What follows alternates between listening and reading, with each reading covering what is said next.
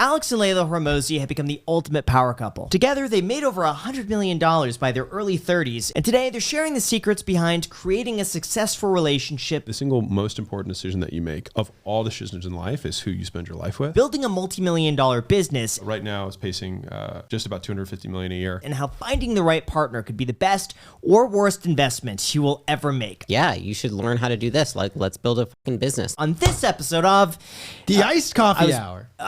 This episode of Subscribe. Thank you guys for tuning in. Subscribe down below, and let's get on with the episode. But first, we got to thank our sponsor, Match. Oh boy. Now, I've known Jack for a while now, and he's perpetually single, which I'm not complaining about because that means he has more time to work. And although I love focusing on myself, I'm still a sad, lonely nobody, and am a loser with no Graham, did you write this script? Listen, I've been working on myself lately, and it's honestly been amazing for me. And surprisingly, it's something that girls actually find kind of attractive. And now that I'm ready to get back out there, it's nice knowing that being in a relationship actually might save me some money. Match's latest study of over 5,000 US singles reveals that while the cost of being single has skyrocketed in the last 10 years, more singles are looking to ditch the white tablecloth and opt for freezy, frill-free dates. In fact, over 30% of singles said that they prefer to do a free activity on the first date. Saving you money. And the busier things have gotten, the less I've been going out and meeting girls in person. How do you like the script, Jack? I hate it. It's the truth, though. It is the truth. So having the Match app has allowed me to maintain my busy schedule while also allowing me to put myself out there. And just to prove that Match has been my favorite dating app recently, I left my profile link down below in the description. So for the audience demographic, that's like 15% that are girls that are listening, check it out. So having the Match app has allowed me to maintain my busy schedule while also giving me time to put myself out there to see what happens. And the best relationships show up when you show up for yourself first. And there's never a better time to try out Match, so check it out with that link down below. Right in time for the holidays, so bring home someone good for your parents. Maybe it'll be me.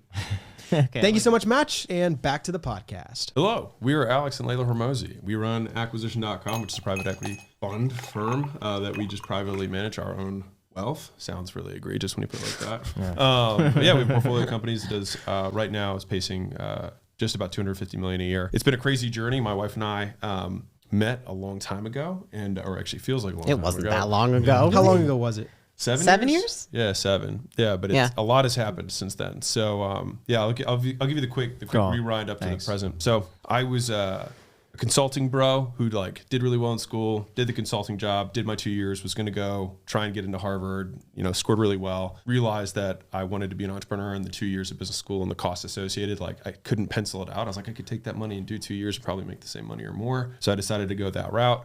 I was 23. I opened my first gym in California. So I drove across the country and opened a gym because that's what I thought I knew.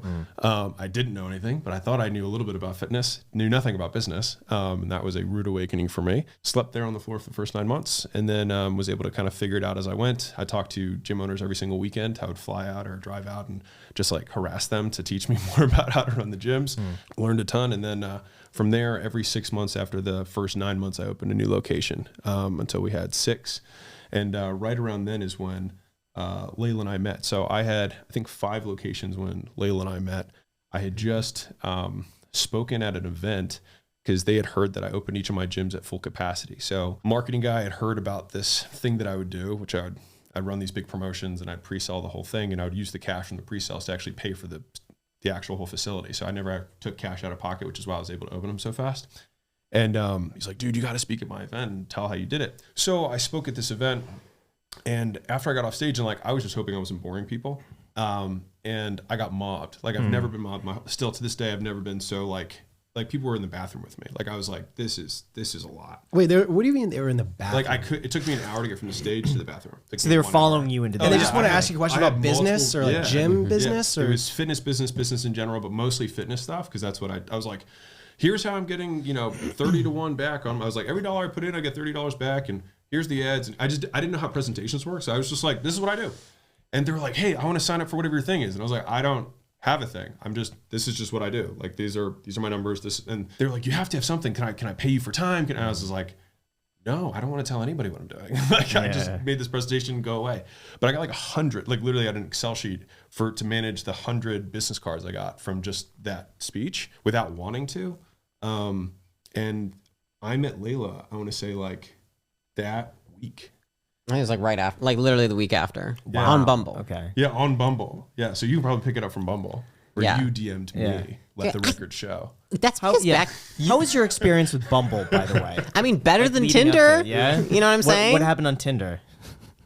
You can't share. Standard Tinder experience. Disgusting. Yeah. I mean, like, it was just like inundated with photos that I didn't want to see. And so I was like, this is nasty. And Bumble was just coming onto the scene then, I think. Like, it was fairly new still. And like, my girlfriends that were like a little more classy told me about it. And I was like, oh, okay, I'm definitely going to do that. And so, you know, I'm on Bumble and I'm ironically, like, I am in California. I had graduated college and I had graduated with a degree in exercise science. And then the day after I graduated, I like packed up my Prius and I drove out to California. And I was like, I got like a dumpy apartment that was like in the ghetto of Costa Mesa. I then was like, I'm going to get a job at a gym. So get a job at a gym. I applied to like literally every gym. I got accepted to all of them. And like, I didn't even work at one of the nice ones because in the beginning I was like, okay, well, when can I start making sales and money? And they're like, you have to go through a 3-month training program. And I was like, screw this. Like, I need money now because I don't have money to pay for my apartment. And so I did that. And then I worked my way up to being one of the top sellers at the gym I was at. I then took my clientele, went to a private facility, would train them there, and then started doing that plus online training because that was like right at the precipice of when online was like starting. So I was like, you didn't need to know how to do anything and you could have people, you know, I was just like, you want to be my online client for $500 a month? Like, it was just like so easy. $500 a month? Oh, yeah. Do you think that's a lot? Yeah. Oh, That's man. expensive Is it for online personal training? Yeah. What? Personal training. What does that entail exactly? I mean, like, How many sessions? Yeah. Well, there's no sessions. there's it's no online. sessions. It's just like, you know, they have an online portal. You're doing what food they're supposed to be eating. You're giving them their workout regimen. Oh, it's and not then, like a video call like accountability. you're watching them work out. No. Oh. It's just a schedule based. Wow. Yeah. It's Interesting. a program. Okay. It was so easy That's back interesting. then. Okay. Yeah. So anyways, you know, I'm doing that and I'm like, I knew that I wanted to have a business one day. I just didn't know what it looked like. I knew it was some kind of fitness business. And dating out in California was tough because like I'm from the Midwest and like I'm ambitious and I'm not like a lot of the girls in California where it's like, you know, I would be like, oh, I'm single. And they're like, you should be going on a date for breakfast, lunch, and dinner. And I was like, girl, what? Like, I'm working. You know what I mean? And so I got on Bumble and I was like, my goal was every day at lunch, I would swipe the whole lunch. And that was just like my assignment to myself. And so I did that until I met Alex. But now, why did you decide that that was the right time for you to find somebody? I didn't think it was. Okay. I just was like, one, I have no friends. Two, all I do is work. I need to do, like, if I don't start now, I'm like, how long is it going to take me to find somebody? How old were you? 23. And what was the objective of doing that? Was it to find like a lifelong partner or was it just to like, it was just... Honestly, it was just like somebody to have fun with. You know what I mean? Like, it was like, I had no friends. I didn't know anybody out there. I was like, gosh, like I have to try, you know what I mean? Like find somebody that would just be cool to hang out with. Because I felt like a lot of the guys I would meet, like I literally went on one date, I'll tell you this. I meet this guy, he's really cool. We go on this date. You know, I thought he was awesome. He like, you know, has good things going for him. He's like ambitious and stuff. And that was what I was looking for specifically. I want someone who's ambitious, who had like their own going for them. And the second date, he takes me to Javier's. Oh God, if he's What is watching. Javier's? Oh, it's very fancy. A very nice restaurant. Very nice place. With like a couple of his friends. And I think, you know, everyone was like drinking a little bit. I barely did at that point. And at the end of the dinner, we like sidelined afterwards and he was like, hey. And I was like, yeah. He's like, if you could just like not talk as much, that'd be great. And I was like, what? And he's like, yeah, I mean, like, you know, like you look really nice. And like, if you were just like, you know, I want you to come to the dinner and like sit and like look nice. And I was like, oh, we are not one and the same. And I was like, this is not going to As work. bluntly as that. Yeah.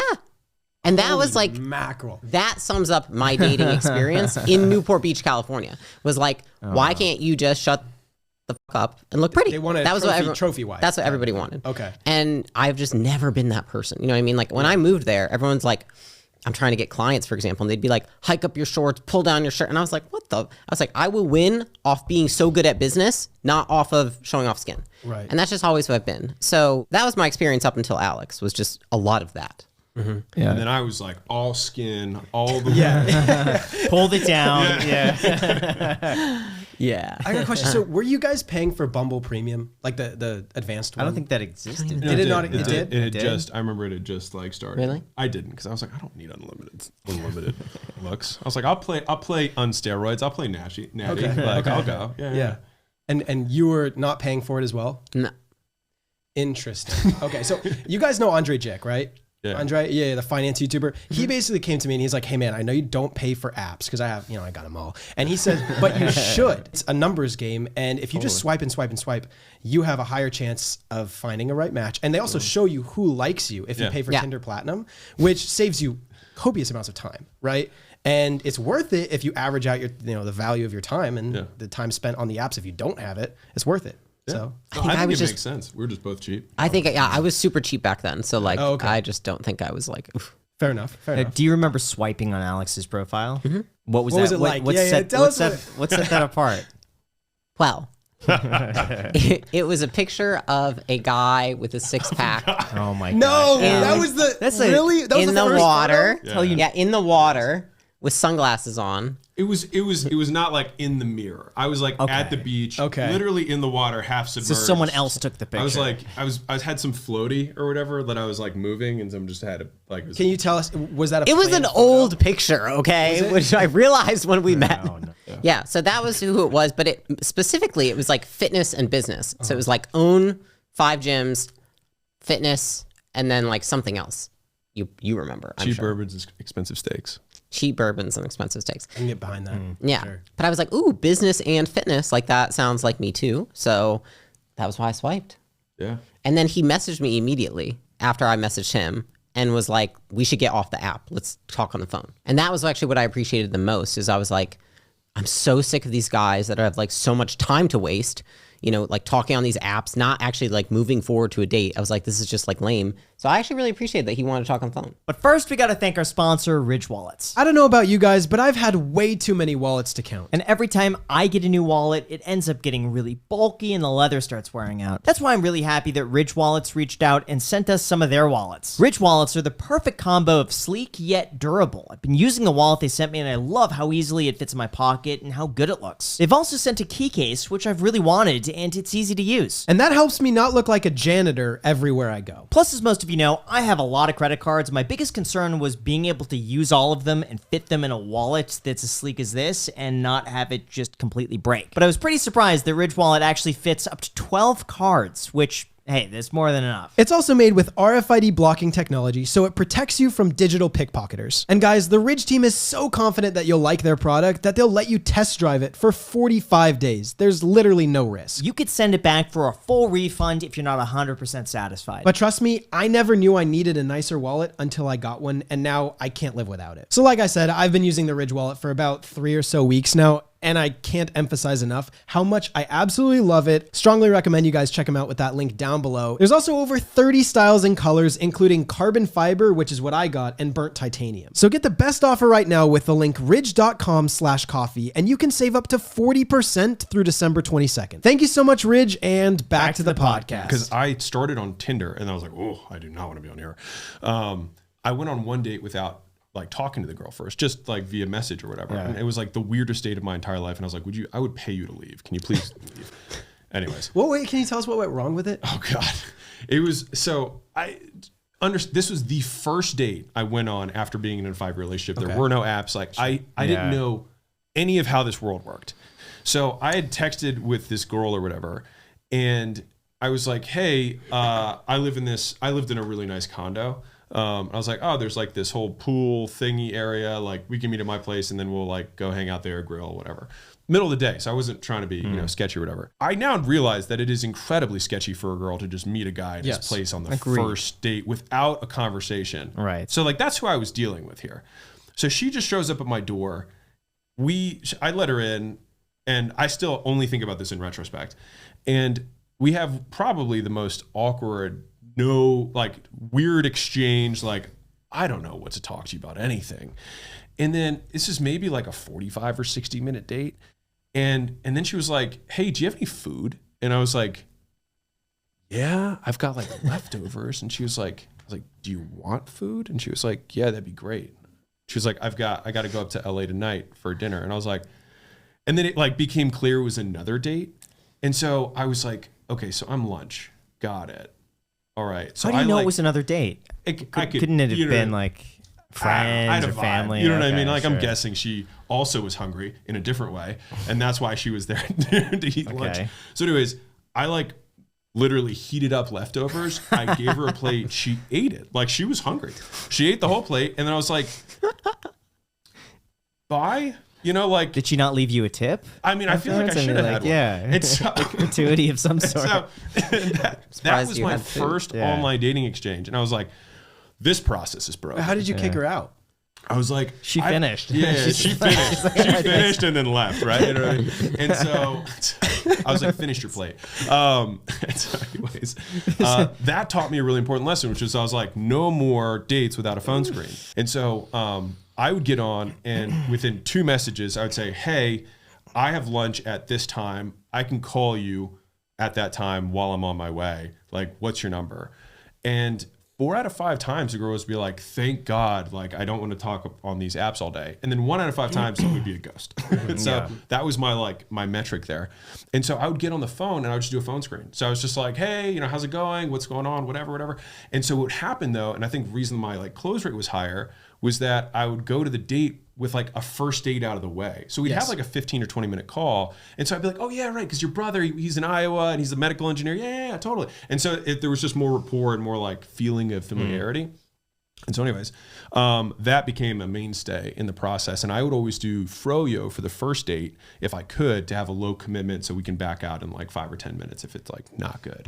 And so that was, anyways, that was my Bumble dating. I have a funny Tinder story. I think I've told you this one, Jack, but I was trying to optimize for Tinder. Yeah. And I noticed that maybe I'd only get a few matches a day. And gosh, this must have been like 10 years ago. I was swiping and all of a sudden I see like this blue, like this glowing blue profile. Oh yeah. I'm like, what is this? And it's a super like. Yeah. And so I screenshotted it and I photoshopped my main picture to be a super like. Because I think you're only allowed unlimited super likes on every single girl who swiped on your account. Every single one. And I went from getting maybe a few matches a day to hundreds. No, and it lasted about 2 to 3 weeks, and then my profile was taken down. Oh, you got banned. I got banned. That's smart, but it worked. Brilliant. That's so good. But anyway, yeah. So we actually did froyo for the first date, true to the process. Cool. You know, stick to the process. Very romantic. Yeah, and Leila actually got there first, and I was walking up from behind her, and I immediately was like, shit, because she has a full back tap, like back to tailbone. And I was like, no, this is not going to be a good date. So like he walks up. Were you wearing an open back? Yeah. Open back. Yeah. I didn't even think about it though. Cause like I got this thing, 10 years ago, whatever. I got it so long ago. And I was like, when I was high and like, it is what it is. But, he walks up in the back and then he comes in the front and like, he's just like, hey. And I was like, oh God. I was like, oh. And he was like, you want to go in, get some froyo? I was like, let's knock this out. You know what I mean? I was like half smiling, like, yeah. You know, like, hey, you know, and we go in and we're standing in line. I remember just looking at his face and he was like, I don't think we talked. No, he didn't talk. I'm dead serious. I don't think we talked. How do you have that confidence to not feel like you need to, like, you know, be energetic in a date, you know? I think it's supply demand. You really? Yeah. So as long as you go on so many dates, it just doesn't, you no longer feel that antsiness and like. But didn't you get a lot of that out in the phone call? In the phone screening process? Yeah, I mean, there was definitely, the phone screen went, and actually Leila tried to cancel on the date. She did. But I told him I was sick, and he goes, "You're not sick." Yeah, I was like, "How do you know? How did you know?" I was just like, "I've been selling for a long time." You know what I mean? I was like, "What gave it away?" She didn't have conviction in her. She's like, "Oh, well, I'm kind of sick." I was like, "You're on the phone with me." I was like, "No, that's sick." I was like, "No, I really don't feel good." He's like, "Yeah, you're fine. We're going on the date tomorrow." And I was like, "What?" Holy cow. That's a power move right there. Yeah. I kind of appreciated it because I imagine nobody ever pushes back on me. But why did you feel the need to say you were sick?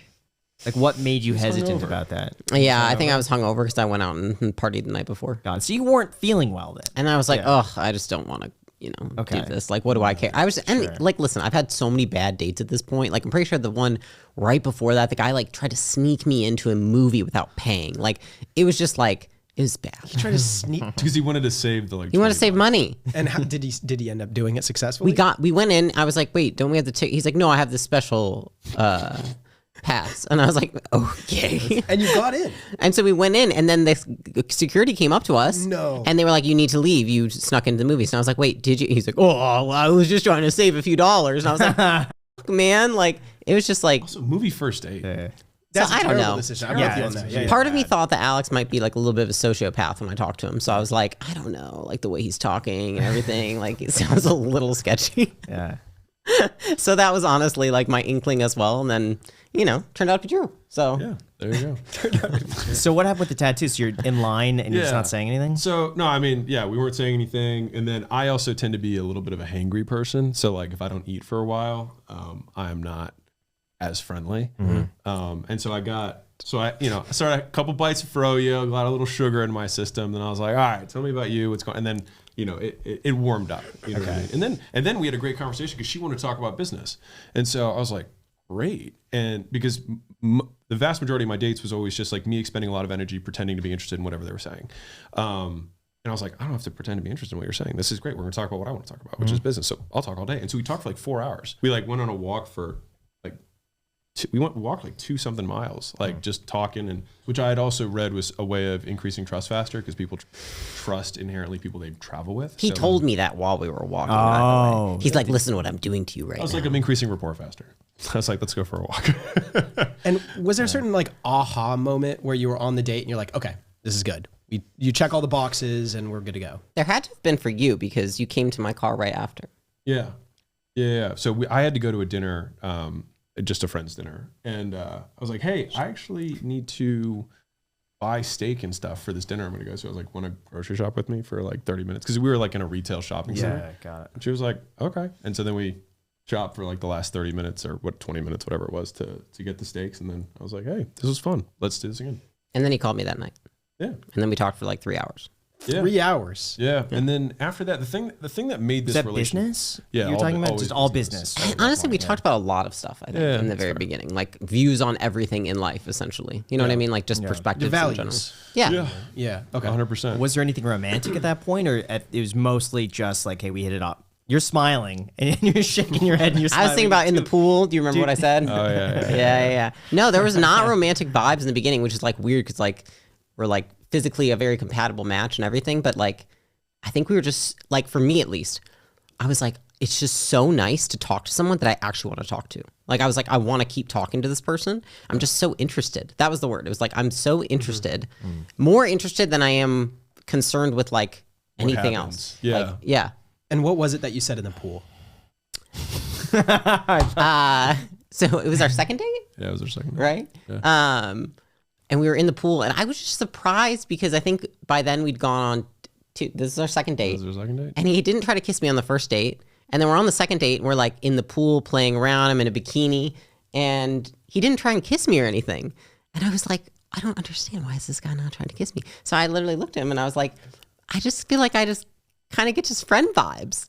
And he was like, I've never seen, all of a sudden his face turned from like super friendly to like, you're gonna learn, bitch. And he was like, friend? And then he like threw his head back and chuckles, and he was like, I'll show you, like. Oh my god! It was like is that a trigger point? Is to be a friend? Oh no, never. It was so funny. Yeah. Not once in my entire life had a girl said, I get friend vibes from you. Ever. Like, ever. And so to me, it was like, this is the funniest. Like, I laughed like a psychopath when I heard that because I was like, that is the funniest thing He I've ever wouldn't stop laughing, and I was like, and then I got kind of scared. I was like, I don't know what I said wrong. Yeah. Yeah. And so, Yeah. The resolution? Yeah. We resolved that we were not friends. That was He kissed me. made my intentions Good. clear. Nice. But I mean, I think that the thing that was interesting for me at least was that the word that she used, interested, was the same one that I had. I was like, she's just interesting. Like I enjoyed talking to her. I wanted to keep talking to her. And I didn't feel like there was a lot of effort on my part to like keep conversation going or anything like that. And so what pretty much after that first date, we hung out every day. And so it was much more like, and we didn't go on dates. I was just like, I'm going to be working all day. You can work next to me if you want. And she was like, sure. And so that was what we did. And so we pretty much just like started living life together. Like as soon as we met. And there wasn't a lot of like relationship stake, because within the first week of us being together, I was like, you should quit your thing and work with me. I was like, even if, I remember saying, I was like, even if this doesn't work out, or like I don't come with the deal, like this is employment, this is what I would pay, and it'll beat whatever you're getting paid, because I know like if you can sell, like we can make a ton of money together. And that, so I was not receptive at first. Yeah, she was not receptive at first. Why is that? But we just met.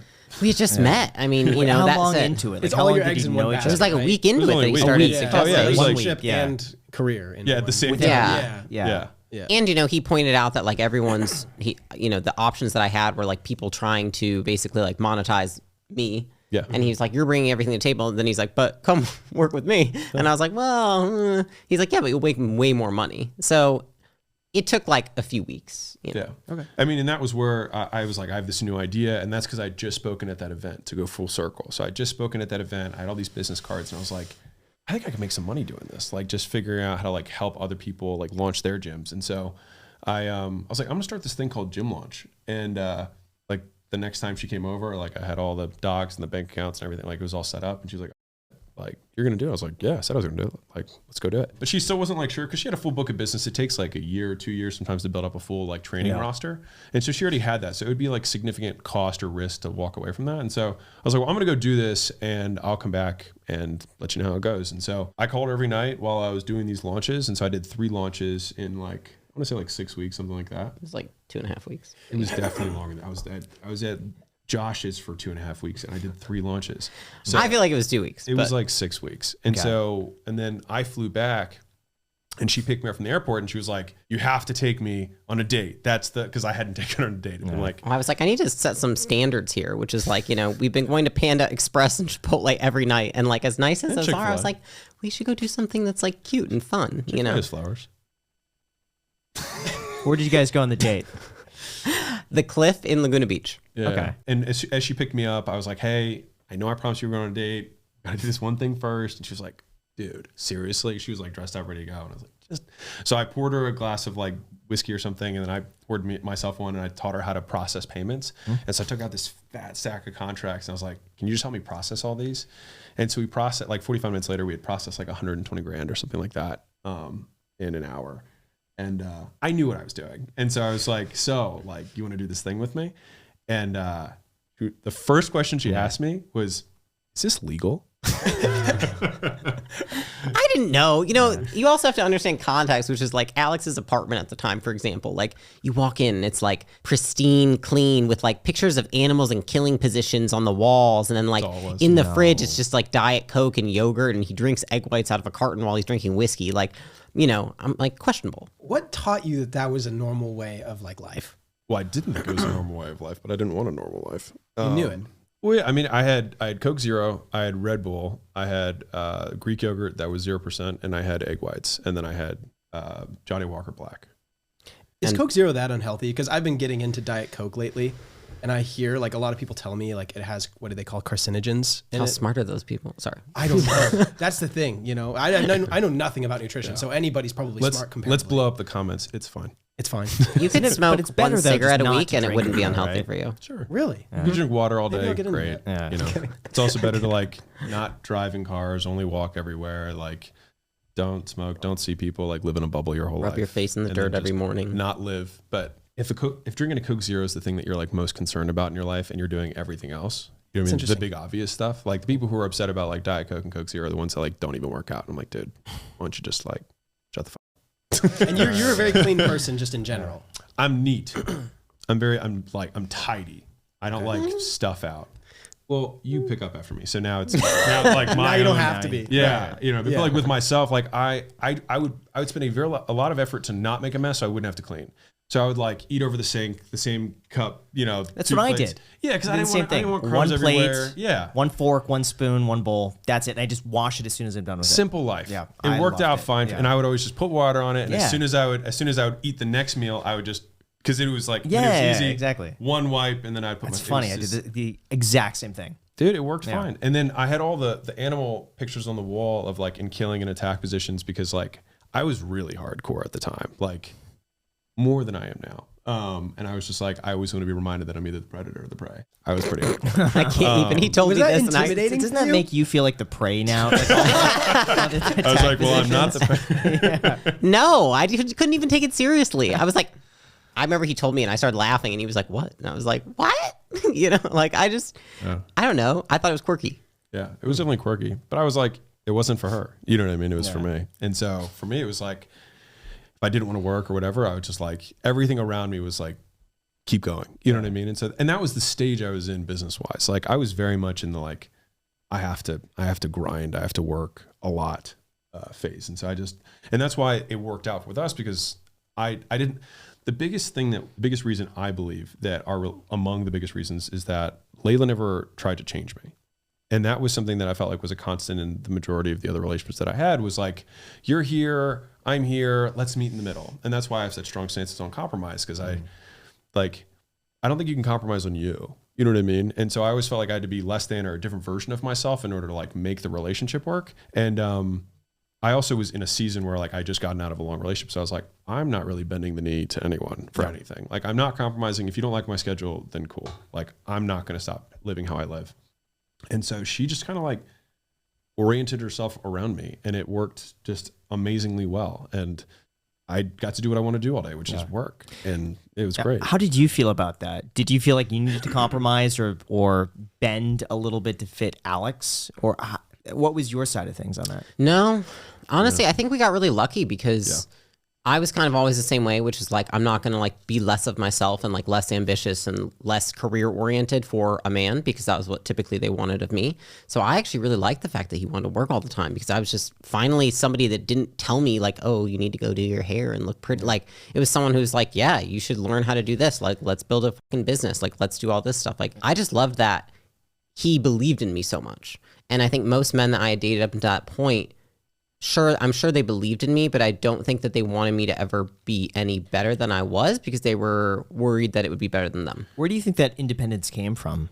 Have you always been like that? Was it an upbringing? Was it I think it was a couple things. Yeah. One, you know, like having when my parents separated, and I lived with my mother, she basically was an absent parent, just, you know, alcohol and all that stuff. And so for a period of time, it was kind of like I raised myself, like nobody was there, kind of have to learn how to do things for yourself. For context, because Leila won't say it, like Leila would be alone for days or weeks at a time as like a 9-year-old, like a different vibe. You know what I mean? Just for context here. Yeah. But either way, I think it was that plus then when I finally moved in with my dad, when they figured out like that my mom was not fit to be a parent, my dad, he's always just instilled like a huge sense of like, you need to have your own career, you need to make your own money, like you need to be self-sufficient as a woman. And he's always very adamant about that for me and my sister. So I think it was hearing that as I'm growing up, like that is the priority. And I think what a lot of women hear is the priority is like, you're going to have a family and you're going to have kids. And like, that's what you do. Versus like my dad was like, you make money, you have a living of your own, you have a career, like that's what you do. And so if you're told that enough times, I think that becomes kind of your frame of the world. I remember, I think it was either the first or second time we had you on, you said that there are two different, you know, relationship structures that work well. And one is like, we're in the trenches together, we're grinding it out. The other one is the cheerleader and the football player, right? And what is your sentiment towards this? You said that we're in the trenches together is more powerful, it's harder to break, and it's just a better overall relationship is kind of what you were hinting at. Divorce rates for people who have made $1 together in a business they started is 10%. So it's significantly lower. And I think maybe that's because there's like, in order to even get to that first dollar together with somebody, like there's a lot of other things that have to be aligned. And then you also have this post-commitment kind of bias where you both want to keep this thing alive and you're both working together towards like a shared mission or goal. And so I think there's just a lot of alignment that happens there. And there's also a lot of context. And so one of the things that I think happens in many relationships is that people get exposed to different stimuli and then they adapt to those stimuli and then they grow apart just because of the nature of just stimulus response, right? And so if you're both in the same business together, you're being exposed to the same stressors and then you can grow together in the same direction. And I think, at least for us, that's been our experience rather than having to like, we just have a shared mission. And so we're on it together. I think it's something we were talking about the other day is, you know, we were talking to a guy and he was talking about wanting an open relationship. And I come from the air of like, I'm not the kind of woman who's like, oh, my husband should never look at he never looks at another woman. I assume that Alex looks at other women because he's a man.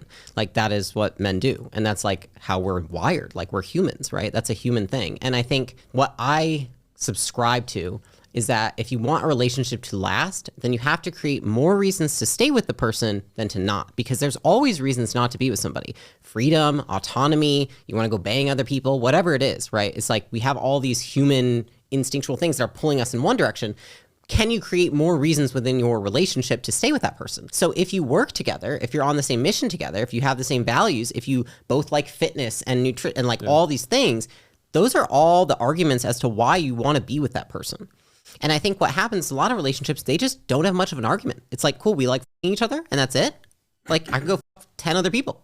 And then there's nothing else in common. They're not on the same mission. They have nothing else to argue. So when things are hard, your mind is going to go, why am I with this person? It's like, I have a million reasons why I'm with Alex. If we ever have a hard day, it's like, that the thought of exiting doesn't even cross my mind because there's so much overwhelming evidence as to why it makes sense to stay. Don't you think it complicates things to also be in business, that maybe now financially you have an incentive to stay together? I think it absolutely complicates things in terms of like there are more layers to the relationship, but I also think that to the same degree they can compound and become even. You have more potential for disruption, but also more potential for alignment.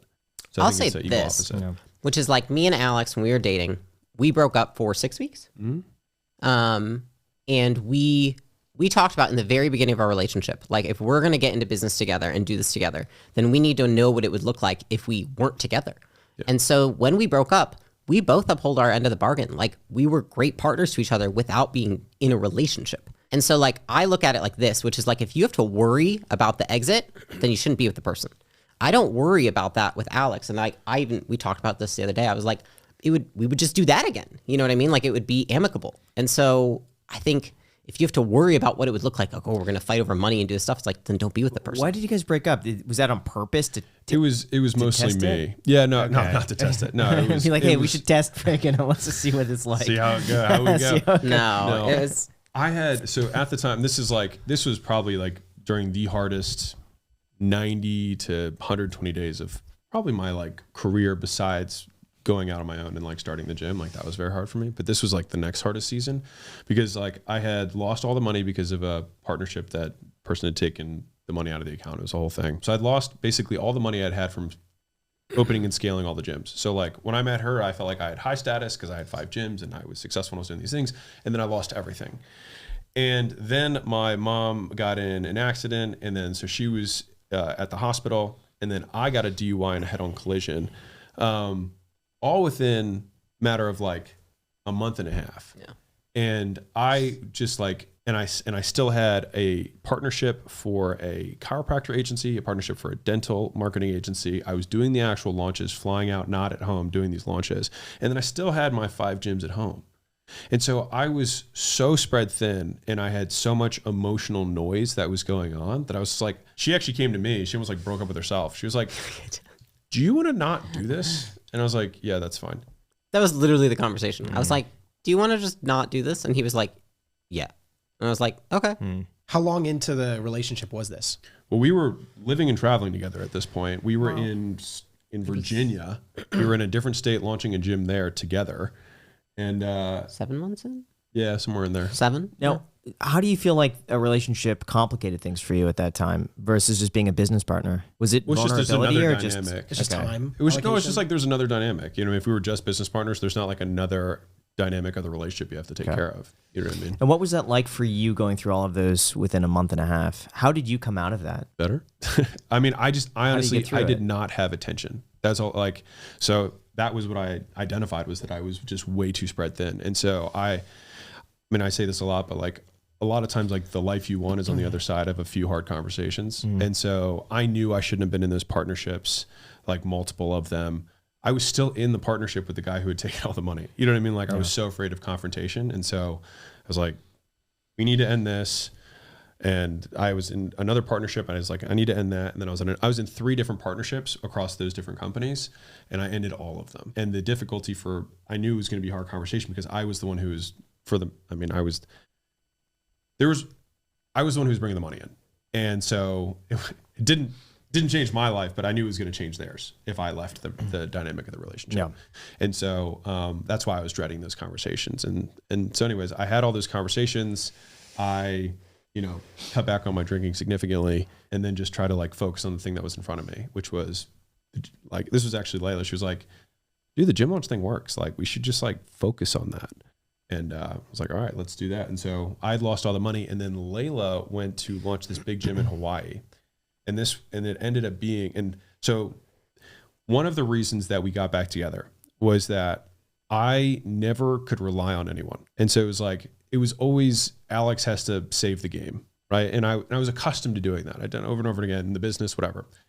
And so when she flew out to Hawaii, I basically was like, you need to make this work. Like you have to crush this launch. And I didn't have that much money left. And it cost 10 grand to like put her up in Hawaii for, it was like 6 weeks or whatever, like hotels, airfare in Hawaii is expensive. And so she was splitting a house with 5 guys and it was still like $250 a night. But it was all I could like really afford. And so we launched this gym in Hawaii. And then in that time, she set the all-time record for sales. And so it was like at a time that was probably pretty difficult for her. You know what I mean? Like we had just broken up. What's my future look like? What am I going to do with this guy? Whatever. And she's in another state in the middle of the ocean. And I was like, you have to come through. And she did. And so it was one of those times where like most people had always wilted under pressure, but like Leila was hard as fuck. And I was like, man, wherever I'm going, I know that I need someone like that with me because I know where I want to go and the life that I want to lead is not going to be normal. And so I need somebody who can handle that kind of pressure. Mm-hmm. And she crushed it. And so we talked every night just to show like, we weren't like malicious. We talked every night still about the business, things that we were improving, et cetera. And she came back and that cash was what I was able to put into all the refunds at this gym that I basically had to shut down. That was my number 6 that other guy was supposed to partner with me on and then he dipped or whatever. So I basically had to float payroll, rent, everything without bringing in new sales, basically just out of my savings, which sucked. And so all that cash went to there. And so that was when she came back. I was in a better place. I'd like cleaned up a lot of these like hard conversations I needed to have. And she had just like stood tall throughout the whole time. And so I think what happened at that point is that Leila earned my respect. And so like, not that I didn't respect her before, but like she had earned the respect, like independent. You know what I mean? It wasn't like, oh yeah, we're going to do this thing together and you're a girl that I'm with. It was like, I would do this with you even if we weren't together. Yeah. And I think that was the pivot. What kept you going, Leila, through that? Like what motivated you at that point to work so hard?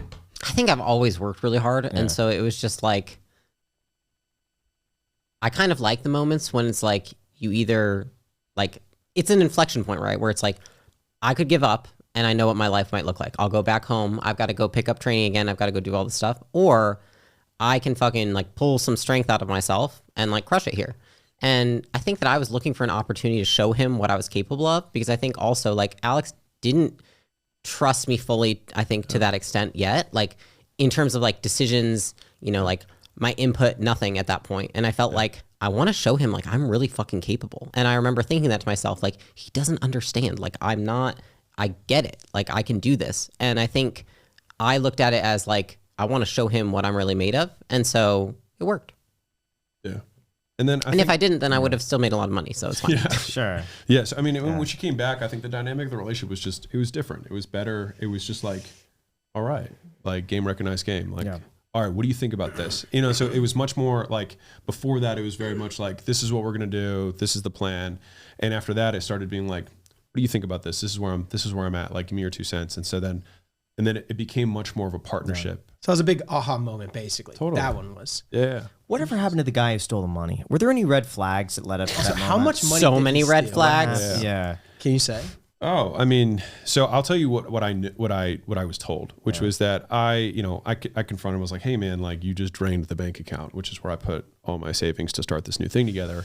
And so he had said, hey, like, well, I'll give the 60-second story was I was launching all these gyms, we were filling them up, and he was like, dude, you're leaving all this money on the table. And me being the distracted entrepreneur that I was like, yeah, I'm leaving all this money on the table. I should be owning all these gyms that I'm launching.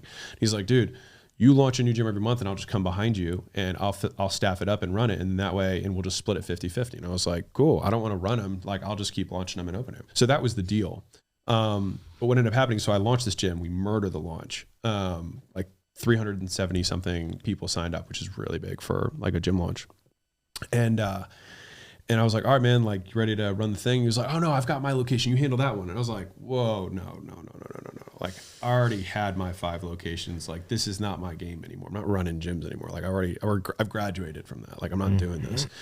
And so we had some stickiness. And then I woke up one day and all the money from that gym that I'd done, 300 plus, and each one of those is like $600 times 370. So there's a good amount of money in the account, plus the money that I'd put in to like open it, get things going, et cetera. It was all like gone. And I was like, dude, what that? He's like, I know you've been skimming. And I was like, what? He's like, I'm just taking my half.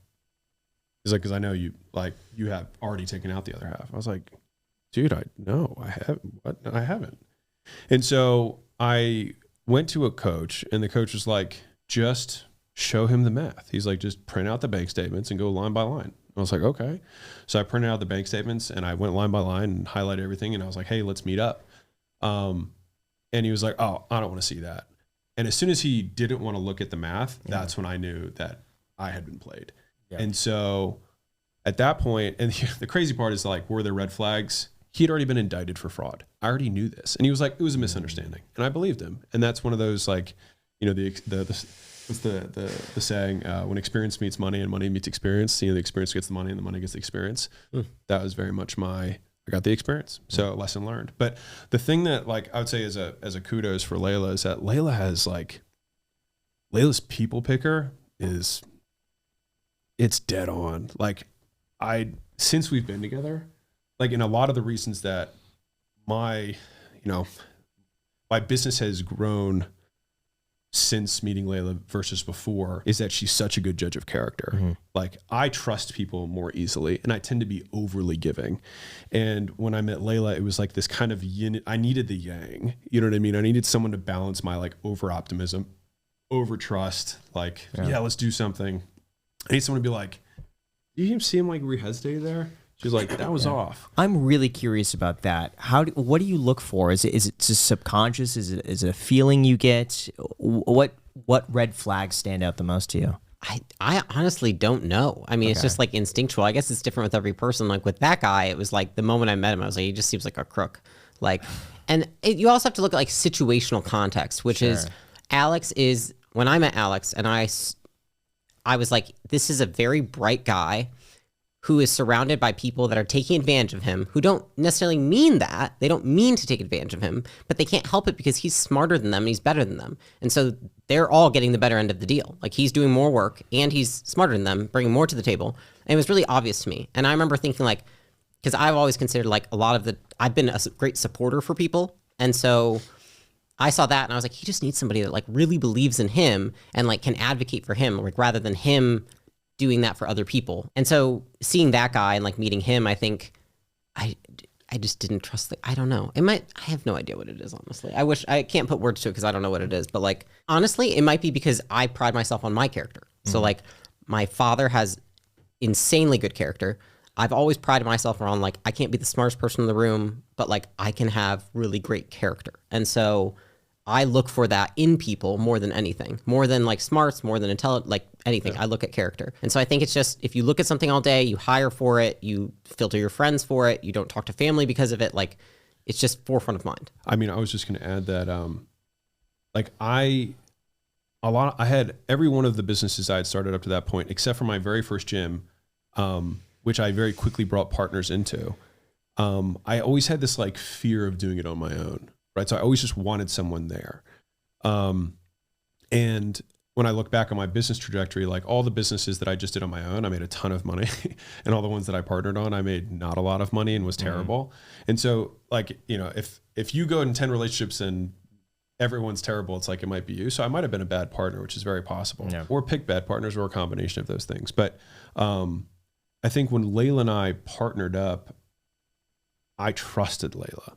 And I actually automatically, even in the first, you know, when I went to go travel, like in the very beginning to go try this gym launch thing out, I gave her all my bank account passwords. I told her to go pick up the cash from all my facilities every week.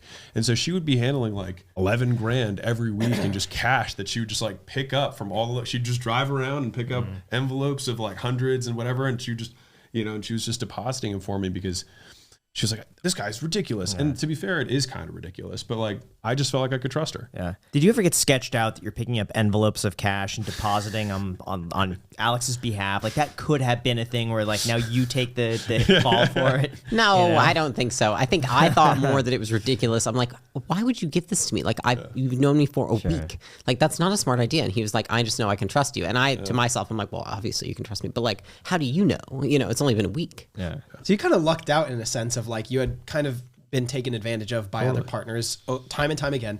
And then just one random time you overtrusted another person like you had in the past, but it had been the right person and they helped you. Just for the record, like I wish no ill intent. And even the guy that took everything, like, I hope he's doing better. I think a lot of those partnerships that didn't work is not like, I wouldn't even describe it as them. I mean, Leila uses stronger language because she was on the outside, but on the inside, like, I don't think anyone had malicious intent. I think that everyone came with skill sets, and I think that I tended to have more money-making skill sets, you know, at the time, and it worked out that way. But like, I wish all those people, you know, positive success, you know, since then. A question: when you talk about money-making skill sets, like what exactly were those skill sets that were your money-making ones? Was it like business acumen, just raw intelligence? Was it like experience? I knew how to market. I knew how to sell. It was marketing and selling.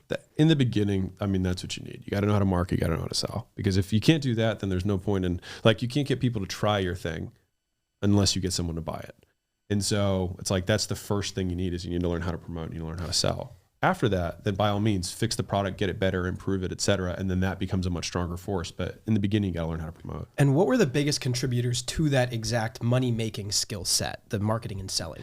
Was it reading or experience? No, I mean, it was, I went to a workshop in 2013 and the guy taught Facebook ads in a weekend. And so I learned how to run Facebook ads and I was like, all right, I can. It wasn't as simple as that though. Like I'm sure you probably did tons of research. it was as simple as that. Like, really? I went there and he was like, here's how you run an ad. And I was like, okay. What year was this? 2013. Yeah, that's why when no one was doing Facebook ads. Yeah, I was so early. Yeah, I've been very, like, there have been a lot of things, like I've been very lucky. You know what I mean? Like I met Leila. There are not many Leilas. Like I recognize there are not many girls who are Persian, who are into fitness, who love business, who want to just work all the time and build something epic. Like a lot of girls will say that because they want you to like them and be with them, but they don't actually want that because then they're always like, hey, you've worked enough. Like, let's go do this thing or blah, blah. Like if I'm working or if I'm like editing the book and it's like 4 days straight, it is what it is. Like this is my life. This is what I love doing. And we just made it work that way. But like, anyways, all that to say, like I've been very lucky in that way. And I was lucky at that, you know, for that workshop, which was only recommended to me by chance by another guy that I was supposed to partner with. And he backed out the night before, which is why I got the full gym rather than a 50-50 split on my first one. Like there's a lot of things that I lucked out on. And so like, you know, I was born, you know, my dad's a doctor. Like I was lucky with that. You know, like there's a lot of things that I lucked out on. It's interesting. I don't picture you as someone, nor you really, who necessarily believes in luck. So it's interesting you say that. I think I can be put into a condition that has a higher likelihood of a positive outcome for sure. If I were born in Bangladesh, like same everything, the likelihood that I'd be here, significantly lower. Possible? Yes. Likely? Significantly less likely. What do you think about that, Leila? I think there's just things that you can't control. Yeah. And so it's like by happenstance, it's like handed to you. Yeah. And so like we talk about like meeting each other because people are like, how do we get a relationship like yours? I'm like, I don't know. Like, I don't have an answer because I think we're really lucky to have met each other. And I don't think that this relationship dynamic would work for a lot of other people that either of us would have met. Yeah. So nor is it common. It's like, how could we control to make that circumstance happen? You can't really. Like you can, you know, try and it's a numbers game and all that. But like, think how many other people I know because they send me screenshots are trying to find their Alex and Leila on Bumble and they can't. And so it's like, there's things like that just happen. And you're like, you just got to take the cards you're dealt, you know, and be grateful for it. It's interesting because I think that like the single most important decision that you make of all decisions in life is who you spend your life with, like as your significant other. And if you look at all the stats in terms of amount of time spent with people, like time spent with family basically drops off at 25. Like it's very, very low after that. Time spent with siblings, same thing. Time spent with friends starts dropping off at like 30 pretty aggressively. And then the two that increase a lot for the majority of your life are time spent with spouse is number one. And then in between those is time spent with coworkers. So your coworkers matter way more than your friends do in terms of hours per day. So like where you work is actually incredibly important for your overall, like your subjective well-being. But like there's one person that you're going to spend the rest of your life with if you believe in marriage. And like the strength of the relationship you have with your significant other has a 0.71 correlation to your overall subjective well-being. So more than anything, how well you get along with the person you spend all your time with, which makes sense. You spend the majority of your time with this person. And so I think that if there's ever something to be obsessive over, it would be that. You saw that chart on Twitter, huh? Which? The chart, the X and Y, and then you have, it was basically a bunch of line graphs. Who posted that? Sahil Bloom. What is that? It was this thing that I saw on Twitter, and it basically was just obviously X and Y, and then you had a line and its age, and then each different line had a different color, showing different groups of people you would spend your time with, children, like you said, coworkers, spouse, and it shows over time, and they obviously all average up to 100 on the y-axis, and it just shows the lines change over time. Great account. Go follow him. Yeah, he's got great stuff, and that so like it just further proves the like at least for me, you know what I mean? Like Caleb's here and he knows, but like I will buy 60 pairs of shorts and wear all of them to figure out which one is the one that I like the most. I'll buy 40 pairs of barefoot shoes to figure out the one that I like the most. Like I do that with everything. Can you say, because everyone was asking the last time you came on the podcast. No, I won't. You will not say they haven't responded to my DM. No, I'm not. Really? After is there any way we I've can somehow put them in touch with you? Like I feel like if we say it publicly, people will bombard them. It'll happen. Get back to Hormozi. You shout them out once, and everyone, the mob will I already go. did. I did one time. Still you shouted them out? Yeah, I did. They didn't respond. And where could people find it? What? They can find it. Shout out. They can find it on my Instagram and YouTube Shorts. It's on. okay. Got it. Okay. So I want to ask just a general relationship question. So I believe that there are mainly 3 pillars to a successful relationship, such as shared values, shared interests, and just raw chemistry. Right. Okay. I think those are the 3 things. As long as you can check those 3 boxes, everything else, obviously it matters to some extent, but those are the main 3 boxes you need to check to make sure your partner is a viable one. I'd swap one of them out. Which one? So chemistry, I'd swap because that's going to disappear in terms of like literally your chemical soup in your brain goes back to normal after 2 years. So like that feeling goes away. And so what I would swap with that is something long-term, which is mission, which is, do you want to do the same thing on Earth? So it's like shared mission. Values is how you get, so do you want to go to the same place? Values is how you get there, and interest is the stuff you do along the way. Tony Robbins talks about it a lot, but you can create chemistry. Yeah. In fact, we've talked about it a ton because we have to manage our chemistry because of how much we work together. Yeah. How do you do that? Space. How do you create space? So many ways. You guys go on independent vacations. Well, I think no. I think there's people every. I think there's a couple. You go to different Canada. aspects. I'm going to Mexico. We'll meet back in the U.S. No, I mean, I think some of it's physical space, which is like, we technically work together all day, right? But we don't. We stay in separate areas of the house. We work on different things. Like, we're very segmented in terms of our responsibilities set in terms of what we do in the business and outside. And then on the other side of that, it's being able to switch hats, which is there's Alex and Leila that work together and you see in the public eye. And then there's Alex and Leila that are themselves in their condo when nobody's there, husband and wife. And so it's being able to switch between those 2 dynamics, because if you constantly keep on the work hat, then like there's no chemistry. You know what I mean? Because what happens is it's the side of you that provokes chemistry in the person. Like for a woman, right? For me, it's like, am I being feminine? I'm playful and funny and, lighthearted. Well, it's like at work, I'm not going to be those things because it's more of like a masculine energy at work where you're like driving things forward, making decisions, like very decisive, outspoken. So for me, it's been learning how to swap the hats. And I think we've both worked on that a lot over the years. So now it feels easy. I mean, now it feels like the moment people leave, like we talk in a different voice. Yeah. Like You our talk in a manners. different voice. Oh, yeah. I don't even think I can do it. I do a little bit. Yeah. Like a little playful. Okay, I've done that. It's cool. You know, Alex has done it. You know, I'm sure. Of course. Yeah, of course. No, I think the things that's improved is that we've got our speed to be able to change gears has improved. So what used to maybe take like an hour or 2 hours to wind down, like to switch gears, is now like we can do it in almost an instant.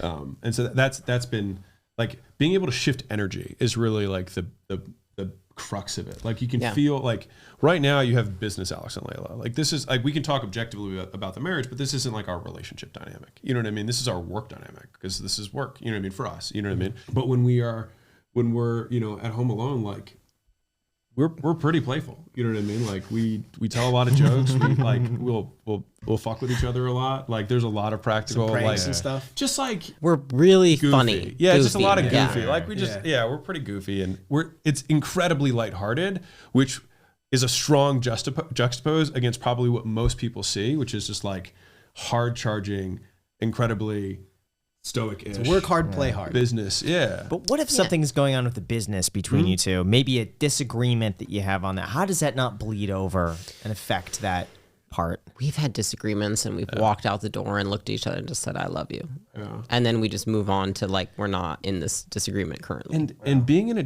and like, again, this, like, I think we're very fortunate with this because so as a reminder to the audience, like we pretty much started doing business together day one. And so like we've only had a business dynamic. If anything, we had to work harder on the relationships or the romantic side than the business side. So like business came natural to us. Like it was like a first language for us. And then we learned the romance side, which is why she was saying like you can create chemistry. Like you can do it. Like you just do the things and like the chemistry's there. With disagreements, they're short-lived. And a lot of times, like I think we're pretty good at compartmentalizing it. Like if we disagree about something, we know that we are aligned with the same mission. We know we're aligned with the same values. And so the only thing that we will disagree about is like the best way to get there. And a lot of times I think both of us are like, is this a hill you're going to die on? And neither of us really die on many hills. And so it's like, and if we do, it's really important. It's shared probably. Yeah. And one of the rules that we had, which is one of the most important rules we had in the very beginning of our relationship, was we had this like guru or whatever, like talk to us. And he was like, I don't know what that was. Yeah, I don't know what it was. But like the advice was good. And he said, if you don't agree on something, don't move forward. And for whatever reason, it struck us in the moment and we have stuck to that, which is like, and usually it's like Alex wants to do something and Leila's like, I'm not sure. And because of the positive reinforcement that I've had earlier on in our relationship from like most times when I was like, I'm going to do this thing, she was like, I don't think that's a good idea. And I did it anyways. Most times those things blew up. And so she has a very good track record for that. And so now we have like a very, like, we like to joke that like, if I weren't here, we wouldn't have a business. But if Leila were not here, I would have 100 and also not have a business. Yeah. And so it's like, it's the drawbridge. It's the tension between these two extremes, which is where I think the magic happens for us. Interesting. I've heard like, if it's not a hell yes, then it's just a no. Well, from a deal perspective, absolutely. But like from a like, which way, like we're agreed on this direction, we're agreed on this strategy, like how are we tactically going to execute that? Like there's a million permutations you can have. And so like, if we don't agree, because I get this question sometimes, we're like, well, somebody's got to have veto right? So if you're at a standstill, we just don't like, I don't think that's real. Like if you're in a business and you disagree, you keep talking about it until you agree. Like you keep beating the idea and thinking about upsides and downsides and risk, et cetera, exposure. And then you're like, I see where you're coming from. Let's emphasize that, you know, like you just keep solving for it. And I think being open and not taking it personally, especially when we're in the business setting, because we both know, because we've done this enough times, that like we both just want to win. And so it's just like how we both have 100% alignment. So just like we don't take it personal. How do you keep the emotions out of it? I think that we are able to admit when we are emotional. Yeah, exactly. So if we're in some kind of disagreement, I'll be like, listen, I'm just too stressed with this. Like I need to go on a walk or something and then let's talk about it later. Or if Alex, he might be like, I'm too angry. Like I'm going to go do something and we'll talk about it later. So I think we usually are pretty self-aware of like, if we're in an emotional state, and if we are, we try to wait until we're not to then come back and talk about it then. I think, you know what I mean? I think it's a really big point is that like, we actively avoid discussion when there's emotional charge. It's just not productive. You know what I mean? Yeah. And even sometimes like, I mean, as a woman, it's like I have to catch myself and be like, oh, I'm acting crazy right now. I'm going to go. And he's like, well, and I'm like, yeah, I'm going to go because I'm acting like a crazy bitch. And like, I can now catch myself within like 2 minutes. Like we'll be in a conversation and it's like, if I can feel that I'm just being emotional, I'm like, oh, so sorry, crazy, going, leaving now, exiting myself from the room. For you, that has to be so nice. That has to be incredible. Yeah. Yeah, it's great. I mean, I think people should be with people who are reasonable. But now, do you get emotional too? I get angry. Okay. Yeah, I get angry. And so for me, it's like, I have to cool off. Like, just like, I can just feel like, it's not like I'm an outburst type guy, but like I get very cold and I get incredibly like cutting and sharp with like, you're wrong. Like I am right. And you just don't see it yet because I have to explain this to you in very slow terms so that you can catch up. That's how I will be when I'm angry. And, it's not good. It's not good for the team, you know, et cetera. And so when I get in that zone, I can usually feel it. And then I'm like, I need like, but sometimes it takes training, you know, like you do it and then I'll go on a 45-minute, you know, this is years ago, you know what I mean, ran about something and she was like, it didn't come across too well, you know, because a lot of times we're team facing, you know what I mean? We're talking to our team, we're talking to, you know, whatever. And so like now I think we've gotten faster and faster at like just pulling it back, but it's not that we eliminate How do you take a step back? Do you just go in a different room? Do you go do a workout? How do you do that? Really interesting. So one of the things that we found, this has just worked well for us, is that via text, like text communication, we are really good. And so like it kind of it gives you a little bit more time to say what you're going to say. You know what I mean? There's also a record of it. You know what I mean? And so if we're honestly, it's been something that we've done a lot, which is like, if we're in a disagreement, we'll like type it out, and typing it out, it literally gives you delay between when you feel something and when something gets delivered, and you get to see it before, like you don't have the slips of the tongue because you see the words and you're like committing to them when you send them. And that's been honestly one of the, at least from a tactical perspective, one of the most valuable things that we've done to like defuse situations. I think it works if you're logical, which we are. We both want to discuss things in a reasonable, logical manner. I think if you're really just emotional, you're just going to find a reason as to why texting doesn't work because emotion doesn't have a good argument, right? So when you type it out, it doesn't make any sense. I agree with that entirely. One thing that I tell my close friends is that if they're ever feeling extremely emotional, angry, sad, whatever, they should journal. Because the thing is, when you're writing stuff down, let's say your brain is functioning at like 200 words per minute or 300, I don't know what it is, right? Your hand can only write 40. Right. So there's a longer delay from like the emotion that you're feeling and the brain activity to when you're actually writing. You basically have to put more emphasis on each word and more thought into each word. And it comes off as more calculated than emotional. So it's very therapeutic. It's worked super well. Go ahead. Yeah. I mean, I was just gonna say, I think it's that. And I think we've also learned how to disagree with each other more productively and how to manage each other when we're in emotional states. So like if Alex is angry, like he said 6 years ago, I probably made him more angry when I was trying to help him not be angry. Now I feel like I understand what diffuses Alex. She's really good at diffusing. What diffuses it? Being sweet. Just being really nice. Honestly, a lot of the times it's like I turn into like a cute little ball of fun. She goes romantic. She basically turns on her her relationship hat, and then like it's like you can't hit a puppy. You know what I mean? Like you can, but like it's a lot harder. Yeah. And so if I'm like in this very like aggressive, you know what I mean, like zone, and she's just being like really cute and kind of vulnerable, I diffuse really quickly. He can't help but laugh. You know what I mean? Or like, smile or something. I'll just have this wry smile and be like, all right, you know what I mean? Heard. You know what I mean? And then we kind of go from there. And like for Leila, a lot of times like she just needs like a long hug and being like, it's okay. You know what I mean? Like it's totally cool. I just get stressed. He gets angry, I get stressed. Like she gets stressed, I get angry. And so for me, it's like, it's okay. Like you can feel this way and it's totally fine and normal. Yeah.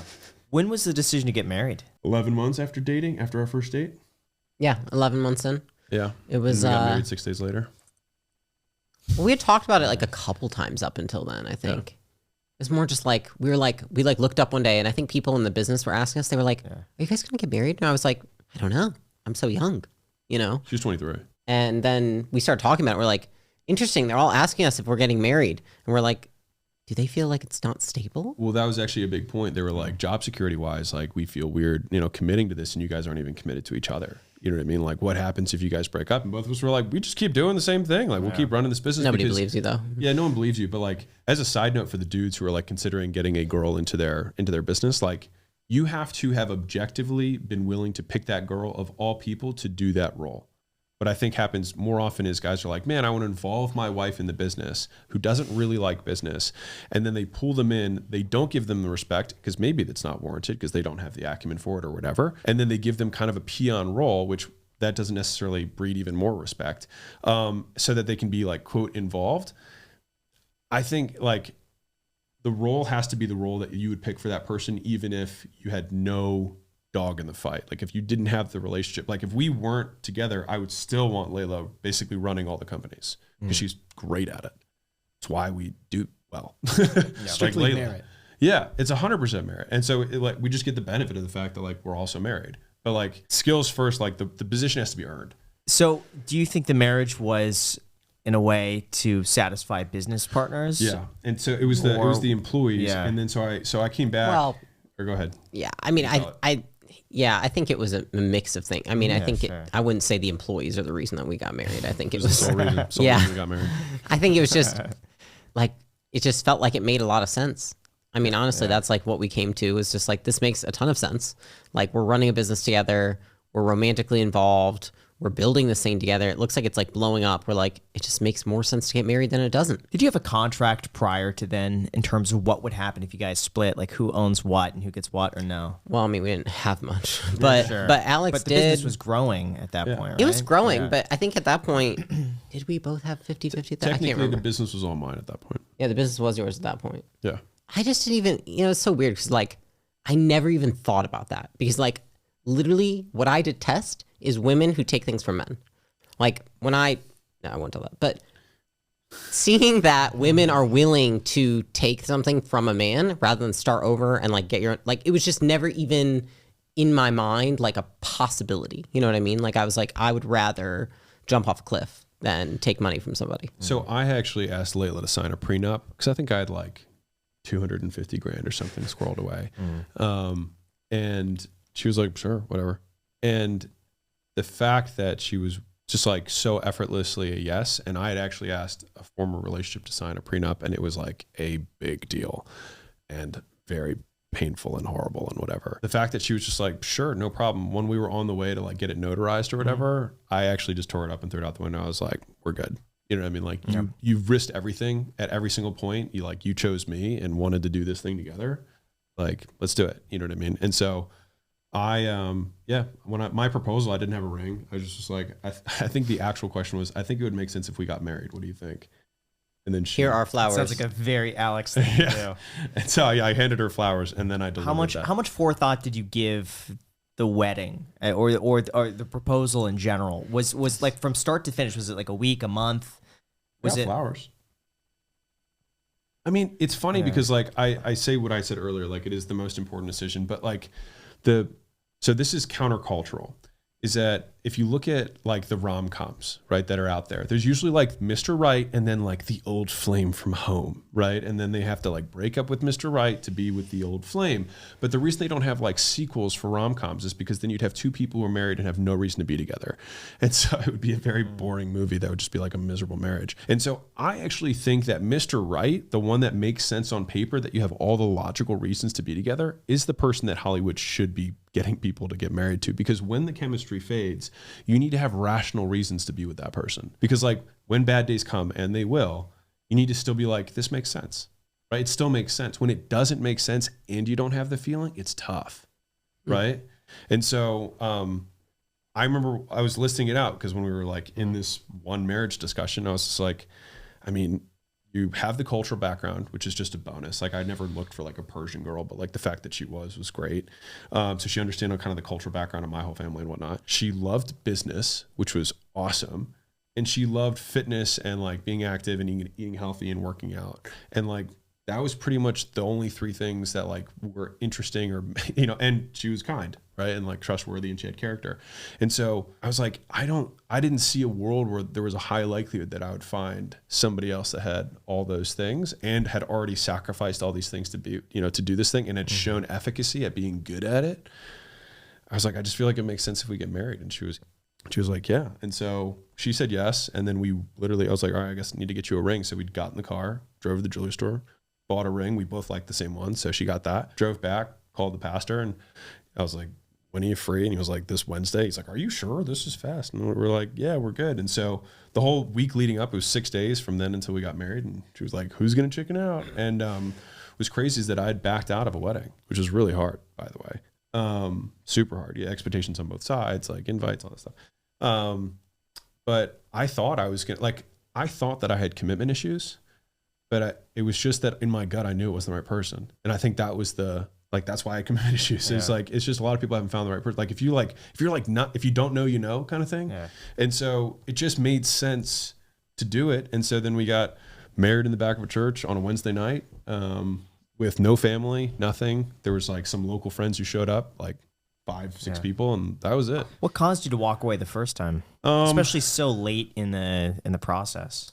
I think it was kind of what you'd consider like the traditional Hollywood relationship of like the hot and the cold, the in you're out, you're up, then you're down, like just so much emotional like drama and like chemicals and just all, you know, like all of that, very like intoxicating, very heavy relationship. Distracting too. And, you know, fundamentally, like I would say there was tons of chemistry, but like none of, like a lot of the other stuff we didn't share. So like we had different worldviews, we had different missions for our lives personally.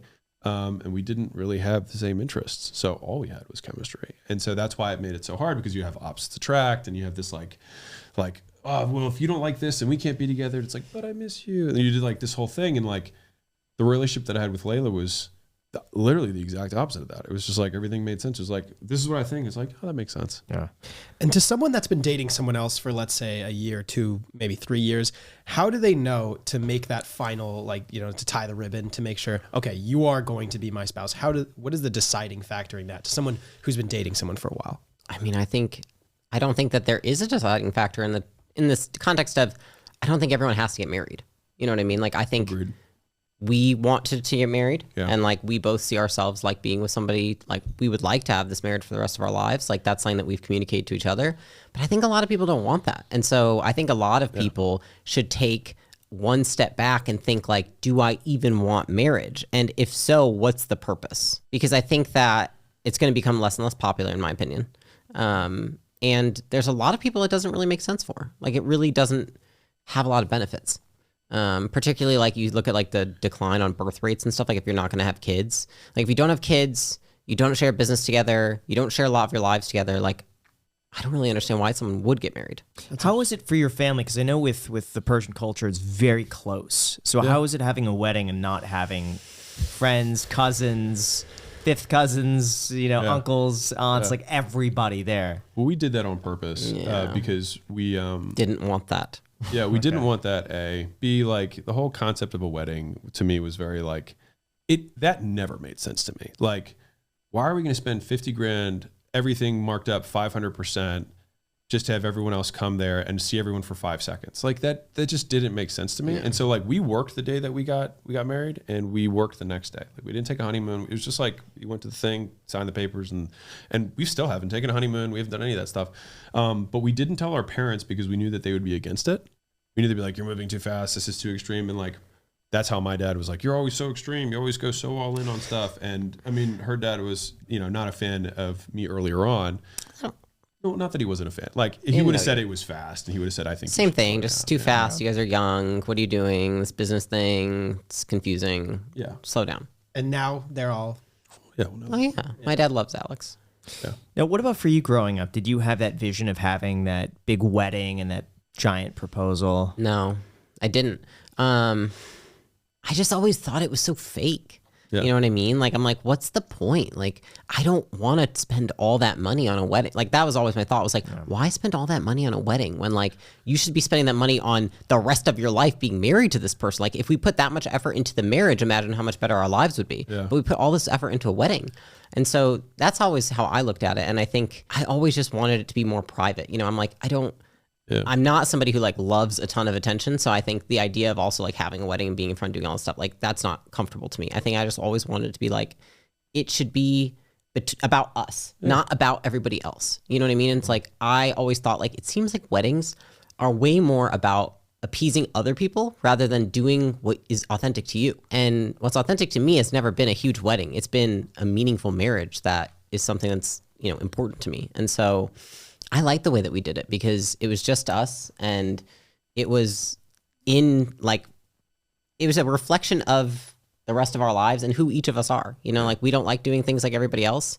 And because of that, like we just do things our own way. Yeah. And I had, you know, just because I have experience proposing twice. The first time I was asked by the family, they're like, so what's the plan? Because I, you know, told them I was going to do it or whatever. I went to like the more normal traditional path, and I was like, I just was planning on just asking her at the grocery store or something, because that's like real life. You know what I mean? Like, this is what I'm asking you to do, not some big fanfare. And they were like, that's because you're being selfish and you're not thinking about her, and you need to do something that she's going to be really excited about. So I did this whole big fanfare, and it felt inauthentic to me because I'm like, this is just not my vibe. You know what I mean? Like, this is me. Like, this is how I am. And so like the engagement or the proposal that I had with Leila, me just being like, I think it would make sense if we got married, and like, here's why. Like, that's me. Like, that's me. And if I had to not be myself in what would be considered a very memorable, pivotal moment of the relationship, like, I think that was for me a little bit of a precursor to why it ultimately didn't end up working out.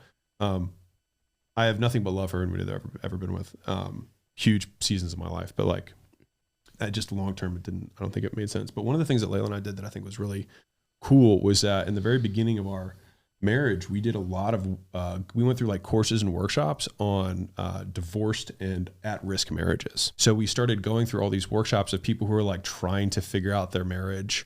And we learned a ton of stuff about like how to communicate and like expectation setting and just a lot of really interesting things. And I think it served us well. So like, highly recommend going through like divorce and like crisis marriage counseling type stuff. What did you learn from that? I think one fundamental thing that has to be learned in order to have a productive relationship with somebody of the opposite sex is like how men and women are different, like how our brains work differently, how we think differently, how we receive love and affection differently, or respect. And I think that teaches you how you can't treat your partner like you want to be treated. Yeah. You have to learn to treat your partner like they want to be treated. And I think that that's fundamentally hard to learn when you're not of the same sex. So it's like, you have to learn, like, how does a guy want to be treated? How does a guy receive love? How does a woman want to be treated? How does a woman receive love? And I think that was a huge piece of it, along with understanding like the kind of protection mechanisms that we had each built up along the way that had created walls between us. And I think that those walls took a couple of years to probably come down, maybe 2 or 3. Because like, I know for myself, like over the years, like you build up walls that keep you from getting hurt, but they also keep you from getting super close to somebody. And I think everybody has those. It's completely normal. And you shouldn't wait to find someone to, you know, until those walls are down. I think it's, you learn how to take them down with your partner. Yeah. And so it's like you become aware of them yourself, and then you explore that with your partner. You talk about it openly, and then you talk about how you're going to work on it. And I think that being able to communicate those few things with each other was huge for us. Like, I used to be very cold, and I wouldn't tell Alex anything that was on my mind. I mean, I was extremely closed off, and that was really tough for me and for him. And for me, one of the things that I had to work on the most was learning how to just communicate what I was actually thinking and not be so terrified that he would judge me or, you know, leave or mad at me or anything, because just for some reason, I always was like used to doing things on my own. And so feeling like I could even tell somebody else how I was feeling about anything was like so incredibly overwhelming for me. And now it's normal, and I can, you know, if anything, it's like maybe 5 minutes of me not telling him, but it used to be weeks. Days. Yeah. What do you think you had to work on? It's great. You know, Nothing. I think my temper has gotten a lot better.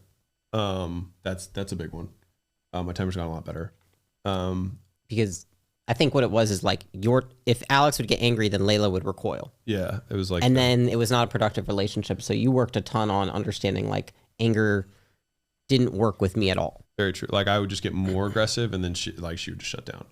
And so I just had to create more space and learn how to like, okay, like, this is what we want to do. These are the values. Like, that's why it's like the mission, values, interest is so, at least for us, is so important. Is like, if we're aligned on these things, then it means that all we have for 9 times out of 10, it's a miscommunication. Like 9 times out of 10, it just means like, I took something that you said the way that you probably didn't intend it. So let's just break down what you said and how I took it. And then she's like, I didn't mean that to disrespect you. I was like, well, when you say this, I was like, this is what I hear. She's like, I did not mean that. And so like, I think over time, like you just know that there are trigger sentences or whatever that I'm like, I could probably work on this, but it'd be a hell of a lot easier if you just don't say that. And I will also concurrently try to work on it if it slips out. I think we have so much ability to influence our partners, and we have to be careful with that. You know what I mean? Because it's like, I only want to encourage Alex.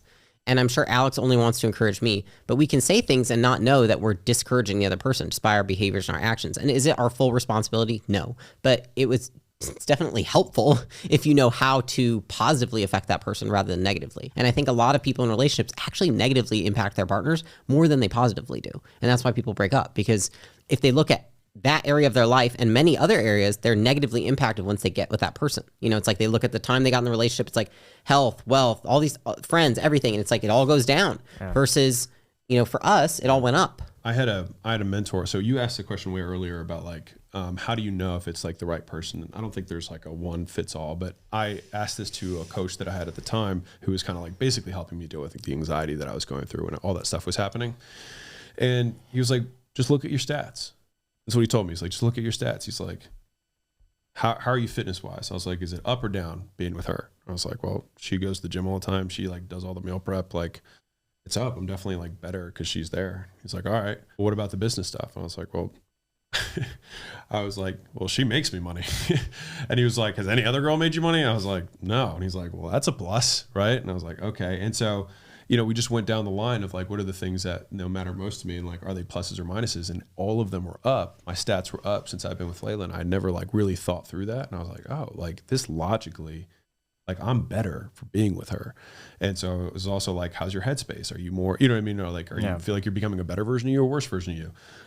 Cause like there's some people who have partnerships, like that's how we see it, like spouse partnerships that like, all they do is emphasize the worst character traits of you. It's like, if your, you know, partner is always like, no, let's stay in, or let's drink, or let's, you know, not to say that those things are bad in small doses, but like, if everything you have is always like decreasing all your stats to be with this person, like long term for people who are growth oriented, which not that many people are, but for people who are growth oriented, I think having somebody who holds you to a higher standard, like I know that Leila has extremely high expectations of me, and I have very high expectations of her, and we just always want to exceed one another's expectations as the bar continues to rise, because like as you get better, so too do your alternatives, right? Like other people who you attract are better quality.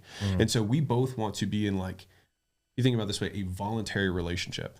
Like of all the people, I still want to be with you. And that, like, because what happens is a lot of people, one person grows and the other person doesn't, and like it's just like if one person's growing, they both have to grow. Yeah, I don't think it's going to work long term. Yeah. I think if one person is growing, the other's not, the other would be intimidated by that person growing and then fearing that that person might leave. Yeah. Maybe that's a reason why they wouldn't want the other person to grow. Yeah. And then they seek to control them in some way. Yeah. And they manipulate and they subvert, you know. Yeah. Not good. So how do you think the dynamic has changed before and after marriage for you guys? Because it seems like on paper, just on the surface, like nothing has changed besides just a legal standing, but is there a dynamic that's maybe different now? I would say the one thing that's really weird is when we got married. Yeah. Like, you know, before you're married, you still have like these little thoughts in the back of your head about like other people that were around. Like you still think about those people. Like you still think about some of those exes that you like got back together with, and you're like, maybe. And there's, you know what it is? You have possibility. So there's like a lot of possibility of what your future could look like, even though you're with this person, but you're not married yet. It's like, there's still a lot of possibility. So you see a lot of alternative futures for yourself. When you get married, all of that noise in your head just goes away. And it's like possibility is like, it's gone, and you're very certain about what your future is going to look like. So there's less possibility, right? Because, you know, you're with one person now, but then you're very certain about what everything's going to look like going forward. And so it's like all that ancillary noise and like thinking about other people and dating and all that, it's just gone. So this is like a fun, like mini segue, but Leila had a bunch of dudes who were always hollering, right? And like, even on like her birthday, I think she got like 2 gifts from other dudes, you know what I mean? And we were like together. And I was like, what? I was like, you know that they're like, they're just friends. And I was like, they are not friends. I was like, they were trying to fuck you. Like, and she was like, no, they're just friends. I was like, guys are not going to be friends with girls to be friends with them. I was like, if they want to have a friend, they'll go find a guy. Like, and they'll be like, why are they going to go pretend to be interested in what you're like? That's not what it is. And so this was like an ongoing, like not in a malicious way, but it was like almost like a joke throughout like the early days before we got married. The day she changed her marital status, all of them defriended her. And I was like, just saying, you know what I mean? Not defriended, unfollowed. Yeah. They unfollowed. They unfollowed. What was that like for you going through? I mean, like, I thought it was pretty funny. You know, I was like, really? This whole time? Like 8 years? You know, like, keep on the back burner. Like, it's really not friends? Comment what's on the every term? third or There's a fourth. term on Reddit. They call them beta male orbiters. That's funny. No, right? Yeah. I mean, it's what it was. It was just like, oh, you're so great, awesome stuff, like whatever, like neutral comments. You know what I mean? To like, whatever. And I was like, these guys are not your friends. Like, they're just, you know what I mean? They're planting seeds and hoping someday that it'll sprout. Yeah, I thought it was funny because I've always been like super naive. Like, there's so many times where I end up on a date and I was like, this is a date? And I thought you just said you wanted to grab coffee. They're like, yeah, like a date. I'm like, that's a date? I thought you would say it's a date, you know? So I was just always pretty aloof. And it's not just you, though. I think that's a very common dynamic of relationships between guys and girls. Even me, like growing up in high school, I don't think it's necessarily impossible for guys and girls to be friends, but I do think more often than not, there has to be some sort of hidden motive there. And as upsetting as it is, there's got to be a ratio, right? Maybe like 20% of friendships could be genuine. Yeah. Maybe 80%. Like the majority are probably not. Yeah, I would say it's possible. Being a bit generous. But you think 90-10? Look, much. Only 10%. This is just my personal anecdotal experience. You know, like I think that's tough. Yeah, yeah. And it's not just you; it's just girls in general. They can be oblivious to that stuff, and that's just. I did not have friend girls. Like, I barely had friends, so like, let alone like if I'm gonna actually hang out with anyone, it's gonna be a dude. Like, you know what I mean? Like, if I actually just want to like chill and relax, like, if you were to give a ratio, what would you say? I would say 85. I'll meet in the middle here. 85, 15. So 15% could be genuine. Sure, I'll do 85 is pretty good. 85, 90. What would you give it? That sounds about right. I mean, like for me, I mean it. And to be fair, there are probably, and I want to be clear, there are probably some guys who somehow managed to do it. Me personally, I was never a guy friend, which is why her comment was so funny to me. Because I was like, never once in my entire life, because I'm also a very clear communicator. So I was like, here are my intentions with you. Like, they're not pure in nature. You know what I mean? Like, I want to be with you. And that's how, in no uncertain terms, I made my intentions clear because I also didn't want the bullshit. So if someone's like, oh, I don't see that way, I'm like, cool. Like, not trying to be friends. You know what I mean? Like, I can't, the amount of times where I was just like, I'm not friend material. Like, that is not why I'm here. You know what I mean? It was like, I was just very explicit. And some people like that, and some people didn't, and that's fine. Either way, that's me. So anyways, this is I probably projected a little bit of like my own, like, I don't have friends who are girls onto her, but in this instance, I have been right, which was confirming. But as a guy, to shift back to the original question, did things change when you got married? Right. One, obviously all the side combos stop. And then for me, there was actually a huge amount of like noise that like disappeared because like, especially when I was single, like I would say the majority of my time and attention went to like girls. Like, and like, you know what I mean? Like in terms of just headspace, like texting, organizing dates, trying to, you know what I mean? Like a lot of my mental bandwidth, even if it wasn't hours, but like in between time went to that. And the moment we got married, it was like all of this attention of like something else could happen was just gone. And then it was just us and this business. And then, I mean, then it just like, it ripped, you know what I mean? Like that's when we went from making a few $100,000 a month to a few million a month, like 12 months later. Like it was just like, we were both like, you're in, I'm in, let's go. And that was like, and then it was like, we're both able to attract other people. You know what I mean? And so just having that security and that knowledge, like you're my person for the foreseeable future. It just washed away all of this attention that came back to focusing on the main thing. So how did your schedules change after that? Because I mean, the business did really well from that aspect. Were you guys just like, all right, now we can just focus, or was there's a lot of that it's kind of like the extra headspace because we're both believers in like split attention. Like even if like that's why we don't like if you know what you want to do, I'm not a big fan of side hustles because it distracts. You know what I mean? Like it's just like it's attention, it's shower time, it's drive time that could be that creative energy, that juju, that extra time. If it were reallocated to the main thing, like it compounds faster. Right? Most people like just have enough, they spread it, and there's a threshold that you have to get above to beat everybody else, right? Like the people you're competing against are focused. The guys who are winning are focused. Like it's very arrogant to think that I can spread my attention to be better than other people who are all in on this one thing. And so one thing all in was how we saw it. Yeah, I don't think anything actually changed like in the physical realm. It was really just like mentally. Yeah. You just don't worry about it. Yeah. And how do you make sure you have enough time for each other in the mix of everything that you do? You know, I'll say this. Aside? No. God, we've tried that. I hate that shit. They're like, date night, don't talk about work after X hours. It's relation. We tried that shit, and let me tell you, we were fucking miserable. I hate that shit so much, and I think it's some bullshit that people have to put. If you don't have values that you lead your life by, then you need rules. Like, we don't talk about work on date night. And that is exactly what most people do. But we have values, which is we value our marriage and we value the business. Therefore, we naturally allocate attention between both of them. And I think that most people aren't led by those values, and that's why they have to default to those rules. But if you are led by values, then it's not something that you have to put a huge amount of effort towards. It's, hey, it's a dichotomy to manage, right? Which is like the relationship, which is like, if you're completely focused on the relationship, then you're distracted from where you're going and your mission in life. But if you're completely aloof from the relationship, then you probably feel a little bit of anxiety because you're feeling like, am I secure? Am I not? It's a dichotomy to manage. And I think that it's just being able to catch yourself. It's like most people swing on a pendulum, right? Where it's like, we're completely obsessed in this relationship or we're completely aloof and distracted elsewhere. It's like, if you can just get to the middle faster, which is where everyone wants to be, which is like, we pay attention to our relationship and to other things in life. It's productive. Then I think that you'll be a lot happier. And so that's what we really try to do, which is like, if I feel like I need time with Alex, I tell Alex that. You know, if Alex feels like he needs time with me, he tells me. If we say that we want to go on a trip, we go on a trip. You know, I mean, like, it's just being able to use your natural intuition in terms of like, this feels a little off, and not judge yourself about it and not judge the situation, not be like, oh, we suck. We're so bad at being married because we haven't done a date in so long. It's like, well, fuck, we've been busy. You want to go on a date though? You know? Yeah. I hate to take a little 2-minute intermission, but I drank way too much water before. Oh, Jack. I'm sorry. You got to phone. You got. Right in the I can hold it. I'm just gonna be like antsy. All right, go. All right, thank you. Jeez. You got a phone call, Graham. Yeah, but I didn't know I was gonna get a phone call. Jack, you could use this bath. Oh, we're gonna hear him take a poop. Yeah, it's like gonna hear like a plunk down. I'll just continue.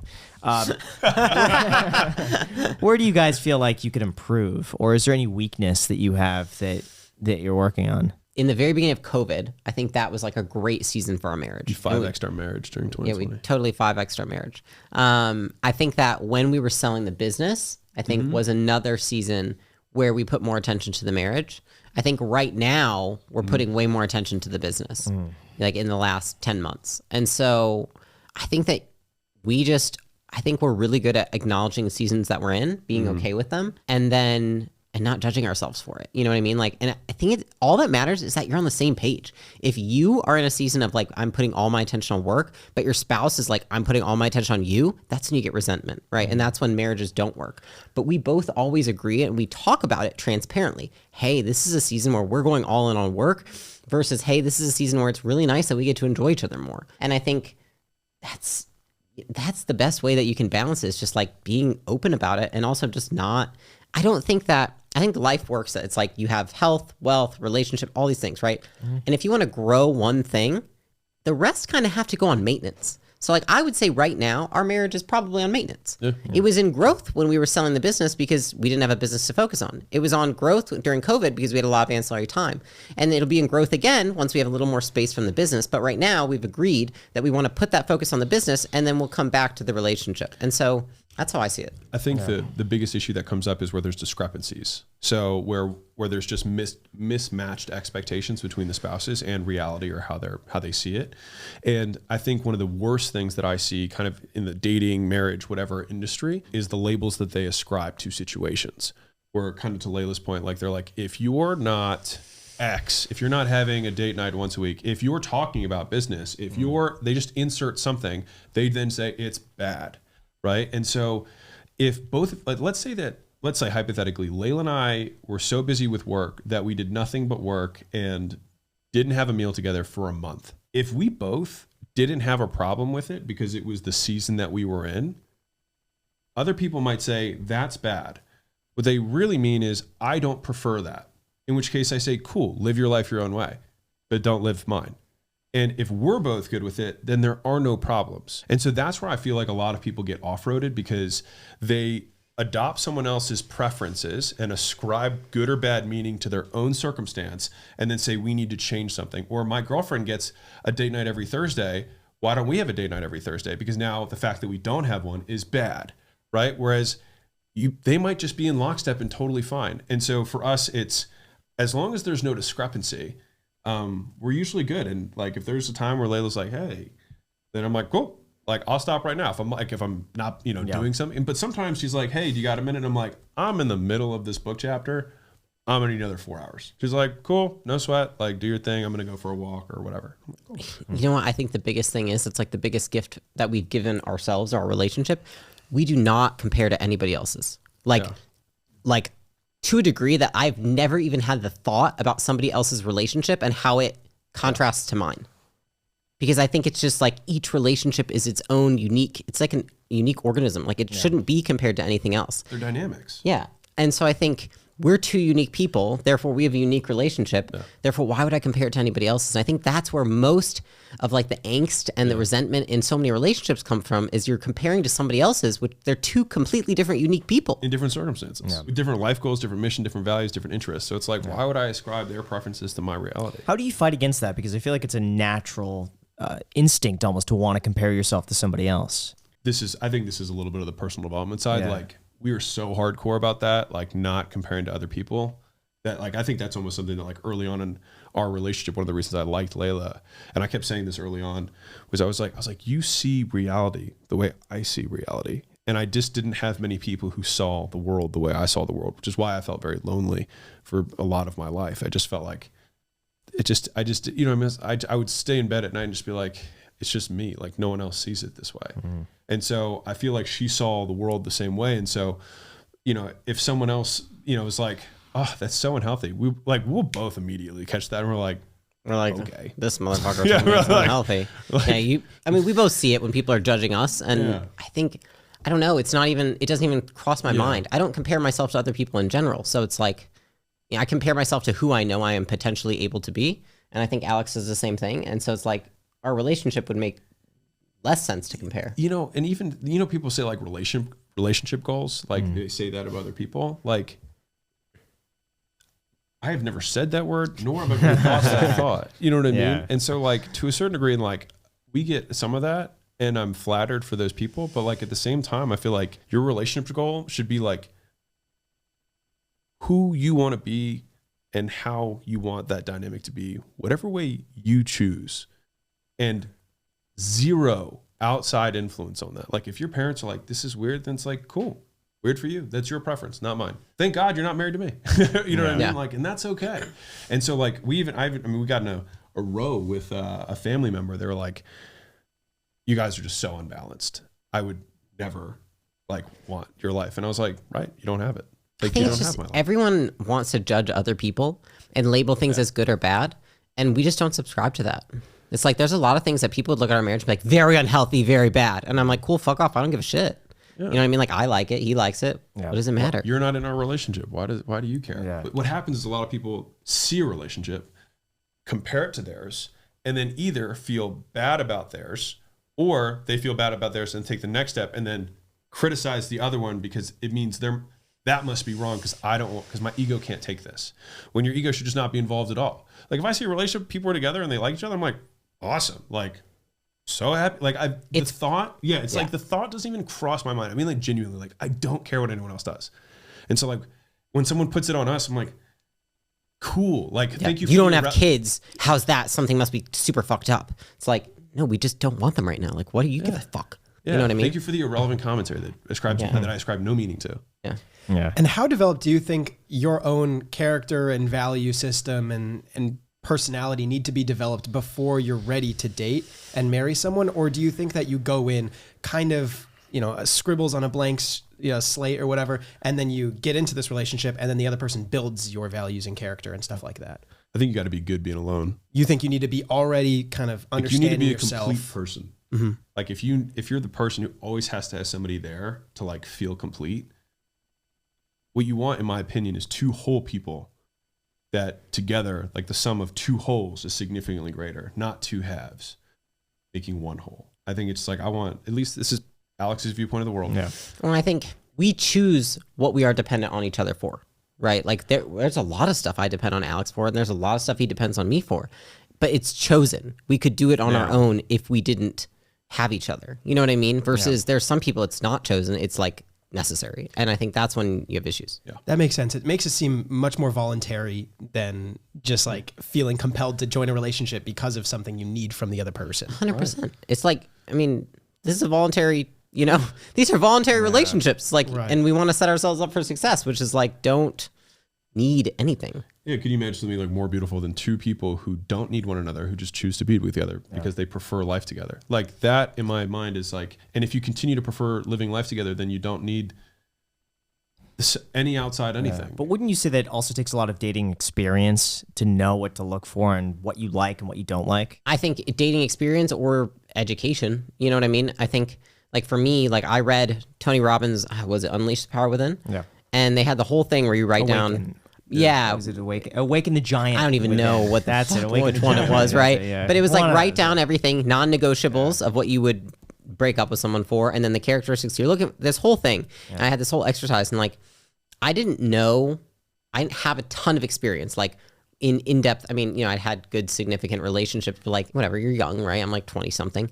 But I had read that book, and I was like, I trust that this person knows what he's talking about. He has seen enough relationships. If I do this formula, I feel like it will pan out. And when we were talking about getting married, I was like, listen, I remember thinking, I was like, Tony Robbins said that if you do X, Y, and Z, you know, you pick like this, which we did, and then you go like this, and like you can work on pretty much everything else as long as you get the fundamentals right. Like basically get the fundamentals right of like matching your expectations and non-negotiables of what you're looking for in a spouse, and then everything else you can create. One of the things that I think has been really important for Leila and I, at least, so Warren Buffett was in front of a crowd of college kids, and he said, so who here, you know, I get asked all the time, what, if you could only have one character trait that you would look for in a spouse, what would you look for, right? And people are like, brains and beauty or character, loyalty, right? And he's like, you don't want any of that stuff.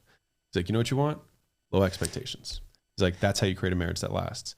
And like, he was being incredibly serious, but also tongue-in-cheek at the same time. But I think part of that process, at least how we approached it, was that we were probably the least Hollywood version of a relationship. You know what I mean? Like we un-Hollywood everything. It was very much like, does this make sense? Right? And I think because of that approach, big picture, neither of us came in expecting the other person to save us. You know what I mean? Like, I don't need you to make me happy. And I think that's where the whole person comes in. Like, if you're like, I'm happy doing what I'm doing, like I don't need you. I prefer it, but like I can continue to live my life and the other person can too, then the expectations are significantly lower from the other person, which is why like this is again me talking for me. Like the fact that Leila never tried to change me and still hasn't throughout our whole relationship, I think is one of the biggest reasons why like we've been good, because like I resist anyone who tries to change me very hard. Like her point earlier about like no rules, like I hate rules. Like telling me I can't do something, like there's nothing that drives me more mad than something like that. Yeah. And so, because it just I'm like, what if circumstances change? What, you know what I mean? Like I hate it. And so low expectations and leading from values has been how we've just used as our compass, pointing true north of mission. And then like we accept the waxes and wanes that occur during the natural shifts of time. And it's, I don't know, it's worked for us. Yeah. And I think it's not judging that relationships morph and change and wax and wane, like you're saying. Like a lot of people judge that. They're like, oh, we're not feeling as close. Like this is a problem. If we're not feeling as close, I wouldn't label that as a problem. I'd be like, that's normal in relationships. Or if somebody's like, oh, I've been dating her for 2 years now, I'm not feeling as attracted. I'm like, makes sense. You basically are her roommate now. Let's work on it. You know? So I think a lot of the things that people label as problems in relationships are normal parts of being in a relationship, and they're just things you have to manage. They're not things you have to fix. And I think that's the difference, is like we don't look at any part of our relationship as well as like anything that needs to be fixed because it's not broken. And so I wouldn't use that word. It's like things that we have to manage. And usually you're like a couple tiny tweaks away from anything. And so, and when you don't need the other person, it makes all of those things feel much less serious. Yeah, they're way less like high. There's way less pressure. You know what I mean? It's like, I don't need you. It's like, hey, when you do this, I feel like if we did this, it'd be a little better. Does that work for you? Yeah, great. fantastic. You know what I mean? Like, and it's just thousands of those. There's also low stakes because if that person doesn't want to comply, you're like, okay, cool. It's fine. Are you guys comfortable saying the last direct example of a disagreement that you guys had and then how you resolved that? So to give the viewers an actual like case right here, this is what happened and this is how it was solved. I think the only thing we argue about is business stuff, nothing personal. It's not, we don't, because that's not that important. It's not that it's not important. It's just we don't have many disagreements. We both are really aligned on it. So I think it's that, and we both just we spend much more time in the business, so there's more time for disagreements. Things to happen. Okay, sure. Probably cash cows. Yeah. So, we were thinking about starting a show, putting a lot of like effort and money into something called Cash Cows. I really wanted to do it. Leila was like, we have too much on our plate right now. And to be fair, that's kind of like a recurring theme. So that would be like the most recent one that has come up, but it's one of many. Well, I think it was looking at a way that basically it was a show that we would, people would pay to be on the show, basically kind of like a Shark Tank type thing. Yeah, they pay an equity, like we get a person, because that's how Shark Tank works. They get a stake in the business to be on the show. Yeah. To be on it? Yeah. No, I thought Kevin O'Leary or it was Mark Cuban argued against that. So it's been that way for like not anymore. So anybody that goes on Shark Tank, for years, they got a stake because people would get on the show, not take any bids, and then their business would blow up. So they get a stake in everyone plus whatever deals they take. Wow, I had no idea that was the case. So that was the idea, and I was against it because I thought, one, it relies on you and me, and I also know Alex doesn't like doing the same thing over and over again, so it worries me because I was like, I could see in 2 years you don't want, or even in a year that you don't want to do this show, and it requires our time, which I don't like building something knowing it's going to require our time, and so we disagreed. Yeah, so we disagreed, and basically we'll just keep revisiting, and I'll, like she'll bring up concerns she has, and it's more like she's like, here are the problems with the thing that I see, and like, unless I'm like, no, I don't think I'm going to get sick of anything ever. Like I wouldn't try to take that. Did you guys, do you have a resolution on Cash Cow or no? We decided not to do it. Okay. Yeah, we decided not to do it. We came up with a different idea. Yeah, we have a different thing. Can you share it? No. Not yet. But it's free advertising. It is free advertising. Listen, we're not going to take a stake in it like Shark Tank. No. 3% of it has that. The conversations often go like, here's the reasons why I don't support the idea. Yeah. And then I go back and to then Santa's work. I give Alex space because, I mean, I do think it's also like something that you have to understand if you're working with somebody like Alex. Is very much like the vision is like continuing to bombard him. Like I need to give him some space to like digest it. And like, I'm sure it sucks because like coming up with an idea and sharing that idea with a bunch of people, it's like you're very vulnerable. It's like a very, it's a vulnerable state, I would imagine. And so it's like, I try to give him the feedback and then like kind of distance for a little bit. And then we revisit it maybe the next day. Yeah. And even after you came to that initial resolution of like, okay, maybe we aren't going to proceed with this. Part of you, I'm sure, still kind of wanted to do it, but then that got squashed over time once you realized this is not happening. Honestly, I don't have a desire to do it because like we just continue to beat the idea up and then like really like it's one of the things we say is like play it out. Like let's play it out, right? Like well, then what happens? Then what happens? Then what, like let's talk 6 moves future. Like what happens? And so the more we beat it up, the more we played it out. I was like, I think like these are the points she's bringing up are irreconcilable because like I'll always get excited about all the upside. I'm like, man, this could be like a cool new version of Shark Tank. It'd be exciting. We get to, we get so many messages from smaller businesses that we would never normally like work with because most of our companies are, 10 million plus top line that like, like it doesn't make sense, but I want to help. And so I was like, okay, if I could help a few people in an intimate setting and then broadcast it, then it could help a lot of other people. Does it make sense time-wise? The commitment, amount of, do we have to build a studio? Do we have to build a production team? Like how, let's play it out, right? And so after we really played out every angle of it, because I'll come with like a 3/4 idea, right? I'll be like, I took 2 or 3 steps. Let's talk, because I'm not going to take 20 because I don't want to do like talking. It's a free-flowing thing. And so once it's resolved, we don't really come back to it. So like I have no, like the points that were brought up made sense, and there are better uses for our assets and resources. So like if you think about strategy, big picture, the definition of strategy as I define it is how you choose to allocate limited resources against unlimited options.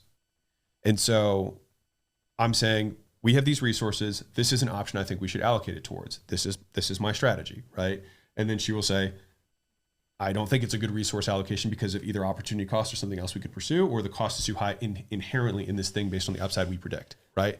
And so we'll either disagree on the cost or we'll disagree on the upside, or both, right? Or door 3, that there's an alternative that would be a better return than the primary scenario. So those are kind of like 3 variables that we'll think through when we're beating up a decision. And so once that's spelled out, like I have a full loop on that. Like that loop's closed, and we pivoted like 20 other versions of something like that to what we have, what we think we're going to do. And then there's timeline. It's like, okay, cool. We're agreed on this. When? And then we'll have to talk that out. It's like, well, resources right now are constrained, based on growth. It might be a 2 quarters from now thing. And then 2 quarters from now, we revisit. And if we're not ready, it might be 2 quarters from then. You know what I mean? Yeah.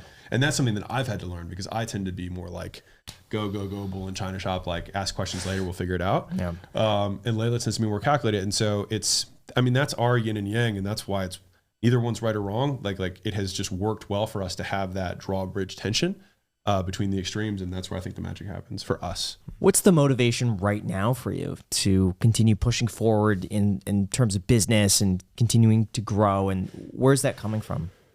I can say mine. I mean, all right, why don't you go? Oh. You seemed eager. No, yeah, I think motivation in business, it just continues to be wanting to have an impact. Like, I know that sounds so cheesy, but I was like really thinking about it. Like when I met Alex, he was like, what do you want to do? I was like, I just really want to help people. And I remember he looked at me, he was like, could you make money too? And so I think looking at how can we utilize, like we have an insane team, we have like tons of access to talent and to companies that are amazing.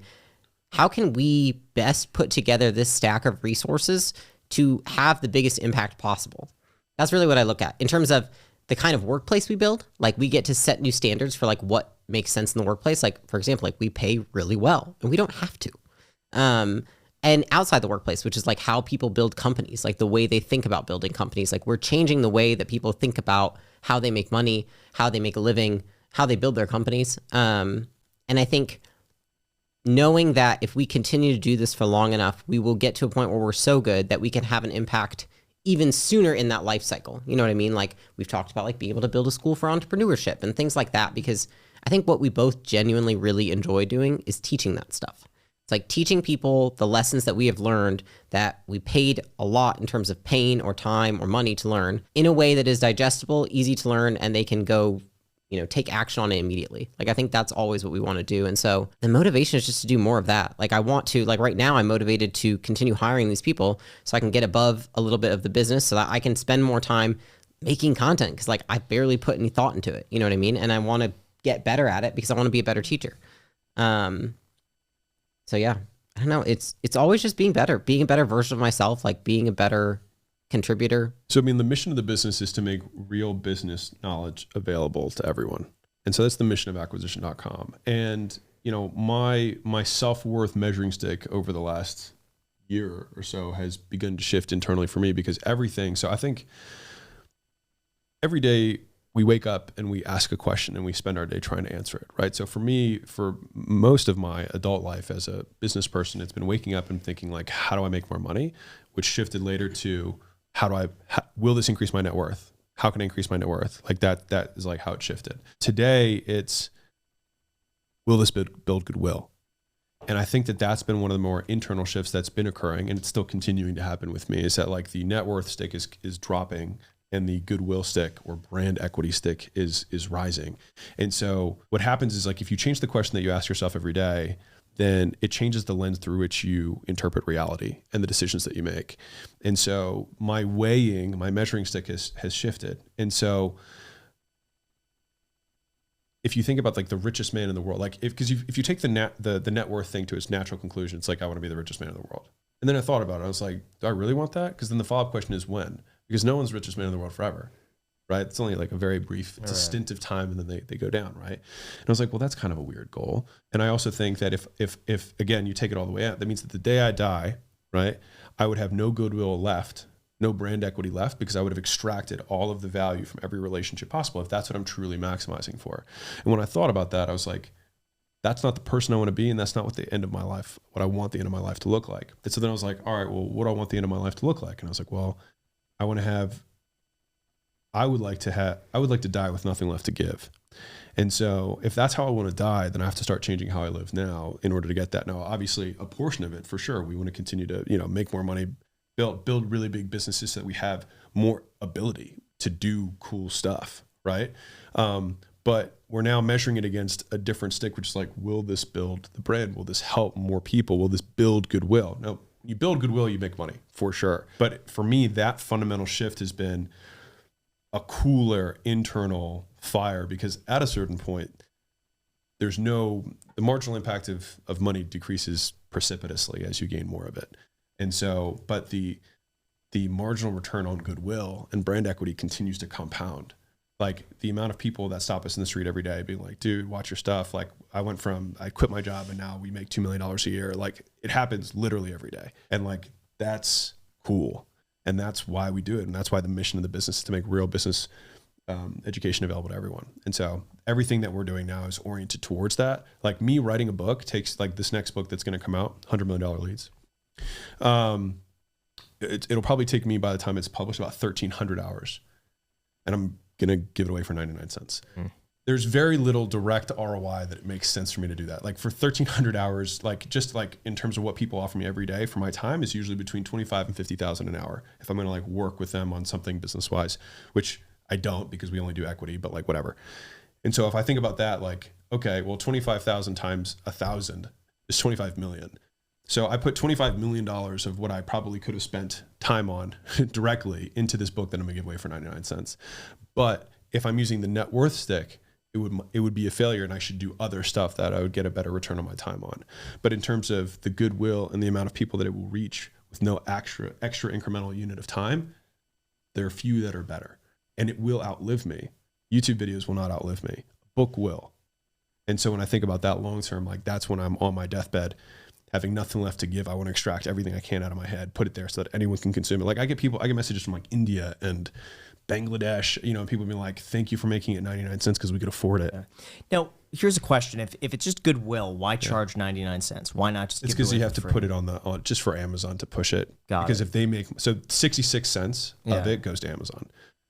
I'm not getting rich on 33 cents. Yeah. But when they make money, they push it more. I see. So it sells, like right now it sells, like the other book sells, I think 20, like I just checked, it's like 22 or 23,000 copies a month with nothing, like just word of mouth and Amazon pushing it. And so like that's 23,000 people every month that have access to stuff and learn stuff and make more money. And I get messages every day from it. And so it's like, that's because like she knows, like when I'm in the thick of writing the book, I'm like, God, like, you know what I mean? It's tough. Like it's easy to write a book. It's very hard to write a good one. What's your process like for writing a book? Like where do you even start? I feel like I would be so overwhelmed and constantly doubting, like, is this going to be good enough, or is someone actually going to read it? For sure. All those thoughts. How do you push yourself outside of that? Yeah. Well, I mean, for the book, I start with what job do I want the book to do? Right? Like, what do I want it to do? And so this book, $100 Million Leads, is when someone's like, man, I have this thing I can't get anybody to sell it to. I want someone to be like, you need to read $100 Million Leads. Like, that's where it fits in the conversation. Like, I need more leads. Like, great, buy $100 Million Leads, go read it. And then I start with that as the very narrowly defined problem. And then I try and think, how can I, in as few moves as possible, solve this for as many people as possible? And that's very hard, especially with that topic. Like that book was significantly harder to write than Offers, right? Because Offers is a really super well-defined, like, what do you do in exchange for money? Like it's a clear problem definition. This one's like, how do you get anyone to know about anything? It's really what it is. It's advertising, right?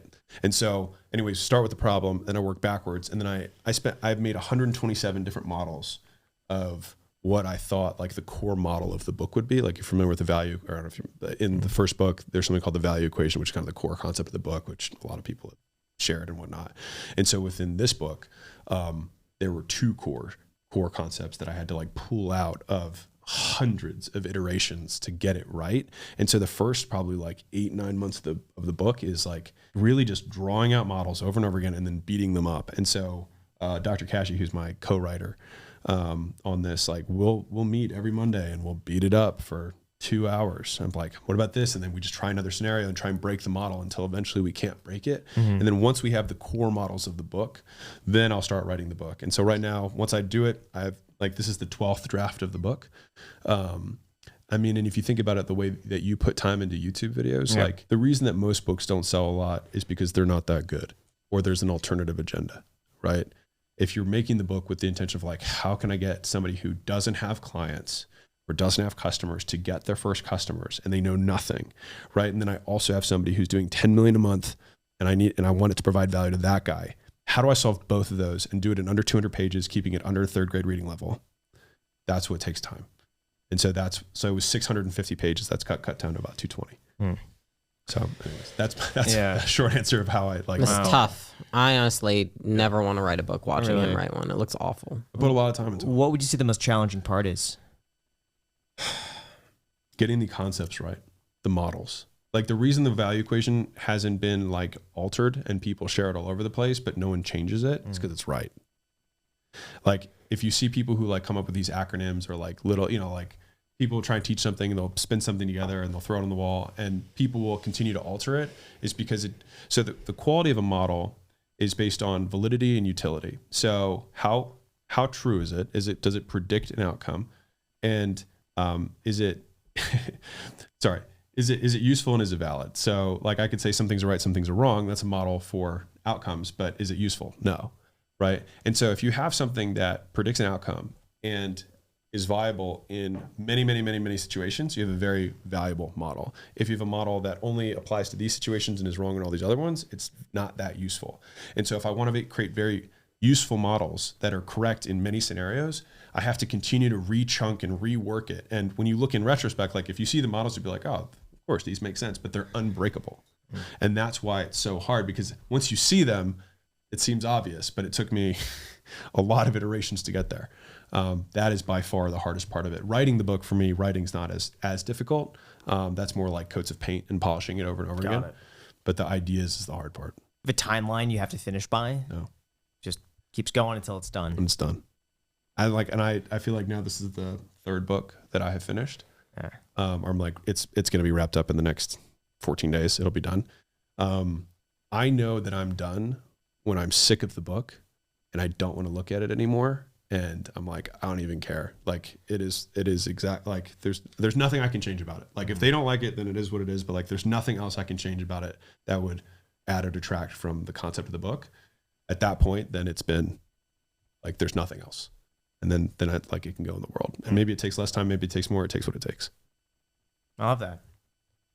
Can we walk through maybe each of your own respective daily schedules and maybe like how you can divide up that time between work, if you're writing every day, and then at the end of the night, how you guys hang out? Sure. We're a little different. So, I mean, wake up and I guess drink decaf coffee right now because I haven't been drinking calf. So there you go. I don't know. I feel like sometimes it makes me like a little too buzzed, if that makes sense. Really? Wired? Yeah. Antsy? A little too wired, Okay, yeah. And I don't really need any more of that. I have the plenty of that naturally. Yeah. So Well, what time do you guys wake up at? Is it still it's so super funny. early? Everyone's always like, when do you wake up and go to bed? I don't pay attention. What? Really? Mm-mm. It's just no alarm? Just you wake up when you wake up? I don't have an alarm. But is it early? Is it like, are you like in the if we morning? have something going on, like an event or something, sure, I'll set an alarm. But like, I mean, I'll wake up anytime between 5:30 and 6 usually. Okay. That's like pretty average for me. Okay.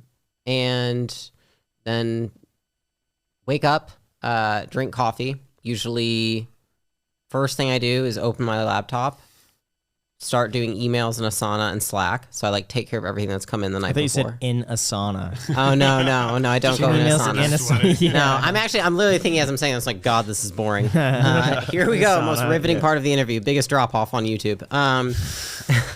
Asana, Slack, all that stuff. And then I usually work on something for like a couple hours, like probably 2 to 3 hours. I work on either like an initiative, doing diligence on a company, working on a company initiative, building out a training, doing content, whatever it is, work on it for a few hours. And then usually around like 9:30 or 9, go to the gym, work out, come back, shower at some point. I try to like delay as long as possible. Sometimes I don't even, depending on the meetings we have. If they're all internal, like you're not getting a shower. If they're external, like with our portfolio CEOs and stuff, like definitely going to. And then do meetings from anywhere from like 11 to 5 typically. And then, or, the days I prefer, it's like 12 to 5 or something like that. Then done with meetings, Alex and I go on a walk. We debrief with each other. Then we usually go to dinner somewhere really easy where we like pick up something. And And then we come back. Lately, sometimes been working again at night for a little bit just because of like the load of things going on. And then read or watch something on YouTube or watch a show and go to bed. What do you watch on YouTube? Honestly, I just study different people's channels now. Yeah. So like I was on the last time I was on here and I was like, I haven't watched anything. I was like, fuck, I should watch some shit. Yeah. And then I'm like, oh wow, like I get why I'm like, I get it. And I'm like, I could put so much more effort into this. Just seeing what people do. So just the biggest channels I can find, I look at a lot of the creative channels like Mr. Beast or Eric or like them. Yeah. Yeah, because I think how can you take that and apply it to like educating people on business? Like there are principles you can take away. And so I'd rather look at that because I don't really like to watch other people's business content because I don't like a lot of it, or I don't want to like assimilate other people's ideas. So I try not to watch any other channels of that. But that's my routine. Yeah, I have a more, like I have a bigger window. So I'll wake up between like 3:30 and 7. So it really just depends on when I wake up. I can't remember the last time I set an alarm. Just wake up when I wake up. You would wake up naturally at 3 o'clock in the morning? Oh yeah. Really? Oh yeah, for sure. Do you feel tired, or are you just? I woke up today at like 4:30. I mean, yeah. I mean that's not really. Just saying, like it's a Saturday. If Alex is writing his book or has ideas, he'll wake up. It's the idea that wakes me up. So really? It'll knock on the door and I'll be like, oh, I'm up. All right. So so I'll wake up and then it depends on if Leila's up or not. If Leila's up, then I'll have coffee with her. And then I'll start working. And if she's not up, then I'll not have coffee with her. I'll just have coffee alone, but straight to my desk and start working there. And then I work. Sometimes I go to the gym. Sometimes I don't. Usually I do all my creative work in the beginning of the day. So book stuff, content stuff, creative solutions for like portfolio companies. Like if they need sales scripts like looked at, or like there's marketing materials or something like that. I'll take a look at it. That's not as often now. It's much more like probably candidates and stuff. Like if we're looking to hire like a director of marketing for a company, it's like, I'll look at their resume. I'll click, I'll just do research background. But then the second half of the day is meetings for me. And then I have the same back half as Leila. So for me, it's just wake up. First half is solo work. Second half is group work, and that has worked extremely well for me. Just no disruptions. First half of my day is mine. Second half is meetings, and that's worked. Yeah. Have you ever had a desire to travel? Yeah. Oh, we do travel. Yeah. How often? This is just like what we do on a normal. We were traveling a lot until about 7 weeks ago when we decided to cancel most speaking, aside from certain that we committed to. And not do that anymore. Yeah. Why not speaking? It's not forever. It's a season thing, one. Sure. And then two, it's like we want to make sure that we're on the stages that we want to be on. I think, in the beginning it was more like, sure, well, like, hey, like when's this date? Like, yeah, we'll try and make it, and we ended up just getting pulled in too many directions. And then our faces were like plastered all over stuff, and then I noticed that. Yeah, and I don't. Yeah, I've seen quite a few things where your face was the very first one, and everyone was reposting. Yeah, and I think I was asked to speak at something similar. Yeah, I'm not. I think it's gross. Yeah, we don't. Okay, really like it. I have thrown multiple events myself, and I would never exploit speakers like that, and so experiencing it sucks. But it makes you appreciate the people that throw good events. You know what I mean? And we want to preserve our energy for people that are looking to throw events for the right reasons and looking to treat the speakers well. You know what I mean? I think that's important. It's a speaker experience is seriously, it's a thing. Yeah.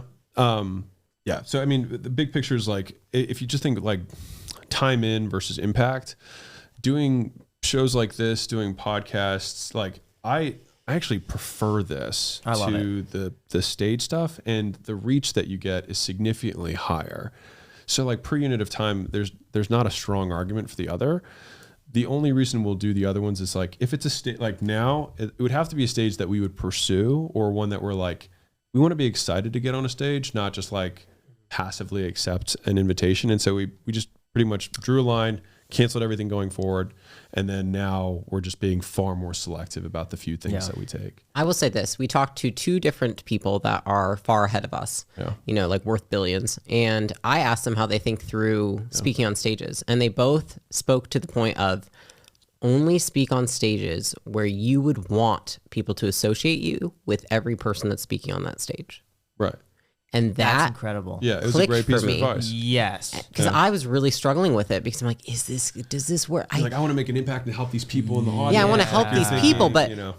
can I help those people if I'm then associated with these other people from there on out? The answer is no. So I think that was a huge piece, and I think that it was an unlock for me. I was like, I get it now. So it's like, only speak on stages that you want to be associated with all the other people speaking there and the brand of the company or person that you're speaking on their stage. Which means that's a perspective I've never thought of before. Yeah, because and this is the question. If you're speaking on a stage, is it building your brand or theirs? right. Correct. And if it's not building your brand, why are you speaking on the stage? If it's deteriorating your brand, if it's almost, because some people, for us, like, we don't sell anything. And then we might go on someone's stage and they're milking our brand. They're selling tickets with our face on it. That's detracting from our brand. It's not what I want to do. If we threw an event, I'm not going to charge people that much money for a ticket. You know what I mean? So it's like, if I wouldn't even do that myself, it's tough to then watch somebody else do it. Yeah, I've been invited a lot to speak. I've turned everything down except for one. And the one event, it ended up getting pushed. But I would love to be associated with everyone on stage. Like, I'm the odd one out in that situation. great. That's cool. Even with that, they were saying, oh, you could sell something on stage. I'm like, I have nothing to sell. Yeah. And it seems like with a lot of these, it's like, and we'll let you pitch for free. And, we're not going to ask for anything, but, we want you to come and just speak. Yeah. So when you don't have anything to sell, especially, or any hard pitches like that on stage, it doesn't make sense. Yeah. Plus, I've always thought about it logically that if I want to reach 100,000 people, I'd much rather, it's so much easier to turn on the camera than go up on stage and travel and have to wait. And it's just, Because it's 2 days. I don't like it. That's the thing. It's 2 days. And then I think to myself, the opportunity cost of 2 days financially never makes sense. No. From even just if we just go impact standpoint, if I spend 2 days recording, scripting and recording content or like writing out bullets of things that I want to cover and like really spend time on it,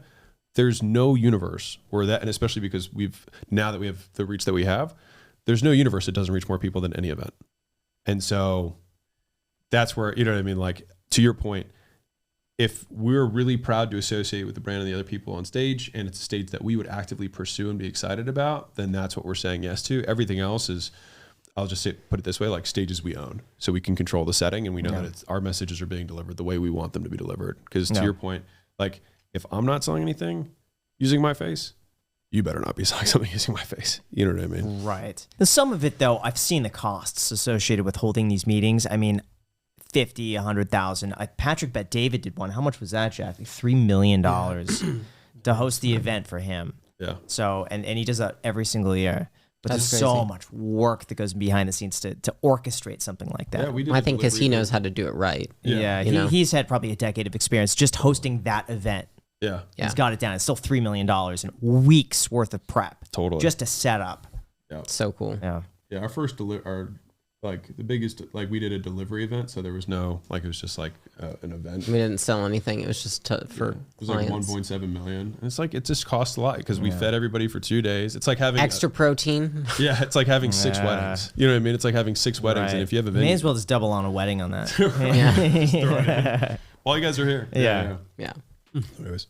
I have a philosophical question. What do you guys think is the biggest threat to humanity right now?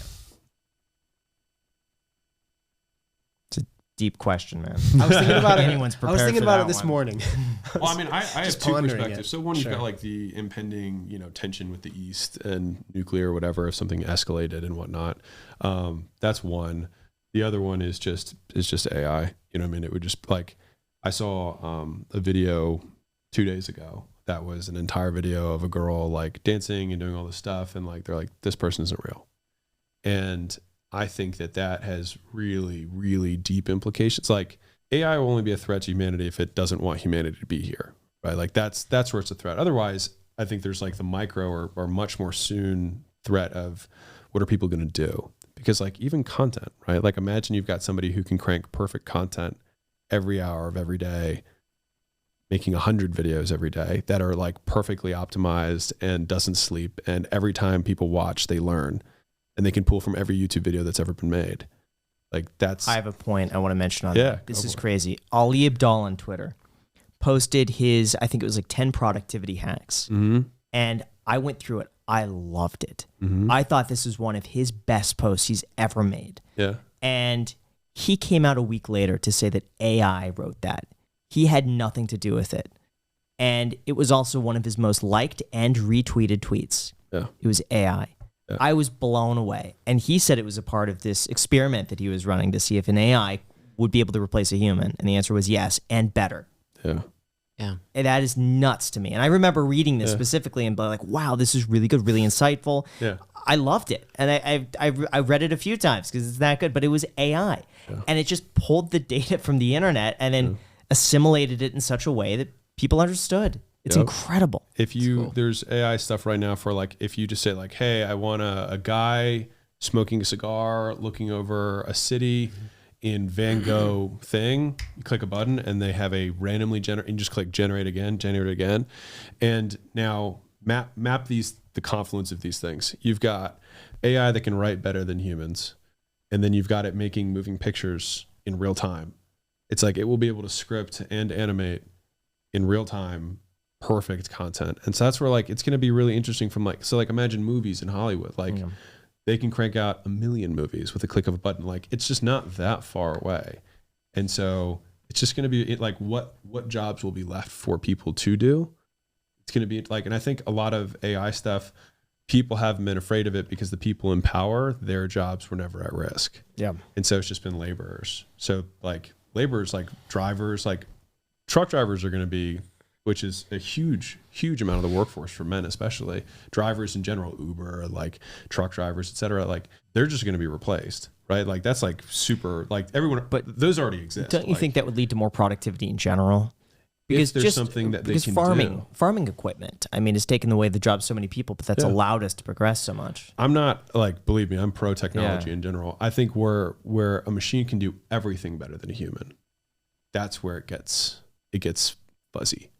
That's where it gets tough. Yeah, can't it already to a certain degree in terms of just cars, machinery, digging? I think it's the things coming together. It's like you have these robots that you see Boston Dynamics. Yeah, Boston Dynamics have those crazy robots, and then you merge that with like the brain that like can learn and then just replace all physical labor. Whoa. Now, because it's really expensive to buy those versus labor, but then in 40 machine generations, it'll be cheaper and they can replace them like that. And then when that machine AI can also do X, you know what I mean? Like, and then they just become more and more able. And there's a saying in the finance world, you probably know it, but like things take longer to happen than you think, and then faster than you can imagine. So it's like, it takes longer for, you know, like in The Big Short, like they knew that it was upside down for 4 years before it actually happened, right? And then it happened almost overnight. And I feel like it's going to be the same thing with AI stuff, not to get, but it's something that it definitely keeps me up whenever I go down the rabbit hole and I see the stuff that's advancing in the rate that it's advancing right now and how it implies like every single copywriter, every content creator. Like that's just all marketing. Don't you think then it would be so optimized that then you'll need outliers to stand out from that, so it'll constantly have to be fighting against itself? Because if everything is optimized, then nothing is. And then you have to do something else to stand out. I think it would be competing against itself. Right. It would just be, but like it's AI competing against itself, not against us. Like we're not in the arms race. Sure. Like it'll keep getting better. Yeah, right. Like it'll just be way above us and we're just never gonna be able to make stuff that's good. That's where it gets frightening. So anyways, that's what I think the biggest threat to humanity is. Great answer. All right. Leila? Not dissimilar. I think it's the next generation, honestly. So I was listening to, I can't remember which podcast it was, and they were talking about how the upcoming generation that will be the ones in power very soon, right? Nobody in the history of mankind has ever lied down as many hours a day as they do. And so I think it's actually like the dissolution of the next generation. Because I think that like AI, for example, if in the right hands with the right regulations in place, I think could be beneficial to humanity. But I think that what like the underlying issue is that the people that are coming into power and like the next generation don't look at it that way, or aren't going to take the measures needed to make sure that it doesn't go to the extreme that it could. Does that make sense? Mm-hmm. So I think it's more, that's what I fear, because I see it in like, and listen, this is a huge generalization, but because there's tons of people still in the upcoming generation that are super hardworking, super diligent, like absolutely out there killing it. Like I talk to them every day. They work on my team, but there's also a ton of people who I've never seen like more glued to their phones, more like lazy, not wanting to work, not wanting to do anything. And that makes me sad. You know, I mean, it just sucks. I can't imagine that's a happy life. And so I just wonder what's going to happen when all these things are presented to humanity, and those are the people making decisions and deciding who's in power in this world. So that's what I think about. I agree with that. I think the next generation is going to could be a very big inflection point just for humanity in general. Well, I also think it's more of a symptom though than of like life for a lot of people has just gotten extremely easy. Yeah. Like everyone has a microwave now. Well, not everyone, I shouldn't say that. A vast majority of people have a microwave now, whereas I don't know how long ago, right? Let's say 100 or so years ago, like it was pretty rare, you know. And I don't think anyone had a microwave 100 years ago. I don't know when a microwave was invented. I'm just saying, okay. Only a few people. I'm not going to hesitate. Okay, but you know what I'm saying? Like stuff like that. Everything is accessible to everybody nowadays. I know, and I think it'll take a turn, but because history shows that it always does, but it's hard to watch. It's hard to talk to people that think that way. And it's hard to talk to people who, you know, I mean, I've had conversations with plenty of people that are like straight out of college with no experience or skills. And they're like, you need to pay me $100,000. I'm like, for what? I'm like, you didn't do anything. I think it's more expectations around reality. But, you know, I think every incumbent generation always has gripes with the up and coming one. Like that's the 60s, the 70s, you know, it's you know, there's always been strife, but you know, we'll see. I mean, the thing is a lot of the stuff is uncharted territory in terms of how technology has shifted the landscape and really media in general, how much that has, like, the propaganda machine, you know what I mean? Yes. In terms of shifting culture in real time. That's the stuff that's, I don't know, scarier or different than, so like the ability to shift the entire zeitgeist of an era through media was not possible before. And so I think what happens is right now is that the extremes are significantly more, things are more polarized, and it's kind of, I think there's a word for it, but it's like a double Gaussian chart, you know, but like it's way more polar. Yes. That's what we'll see. And I think to your point about like, or what you were saying about threats, it's like world wars, like this crazy divide, you know, we'll see. But I mean, I think there's big cycles in humanity, and what happens after war is peace. And so hopefully we can avoid it. But anyways, those are the things that keep me up besides AI. I think that's why, like in this generation, like if you look at like creators, even on YouTube that I look at, like that the upcoming generation has such an opportunity, and like like to get on there and like change how people are thinking. We know a few that are, but it'd be cool to see more.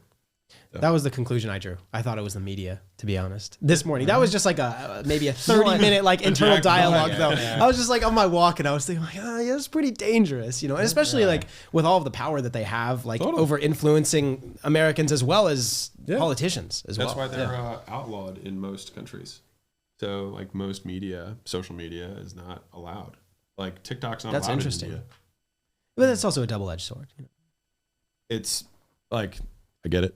You know, I get both sides. I'm worried it's more about the destruction of the planet and the natural resources and killing off the oceans. And Elon doesn't seem upset about it, or he's not worried about it. So I've taken my lead from him in that I assume he's done more work answering that question. And so, you know, because we talk about, not to revert back to acquisition.com, but like so we at acquisition.com our whole goal is like to make real business education available to everybody, and it's not because we think that we're going to save the world, but we hope that we can equip whoever can cure Alzheimer's and whoever can build a for-profit business that cleans the ocean.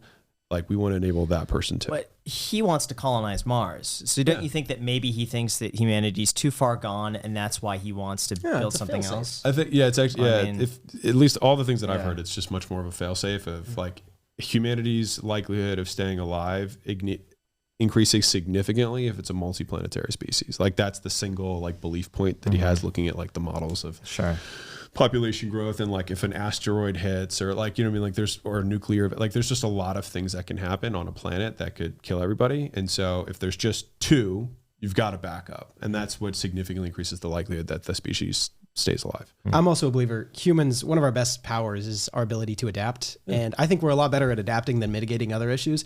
And like you said, if something happens to the environment, would like to think some for-profit organization or whatever could go and try to find a solution for it. I think so. Yeah, I wrote this down, which I think is kind of interesting.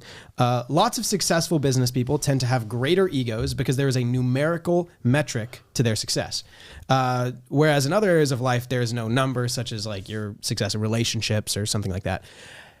I have noticed that tends to lead, like I said, to greater egos. How do you guys both balance your egos, especially in a relationship where a lot of the times there usually is someone kind of at the top and a supporter? It's pretty common. But with both of you being so successful in your respective niches, how do you balance the egos? I mean, it's been tough. I didn't think that Leila's ego was going to fit in the door, but here we are. So apparently, she was able to. We have very wide doors. Yeah, I was like, large doors. Got it.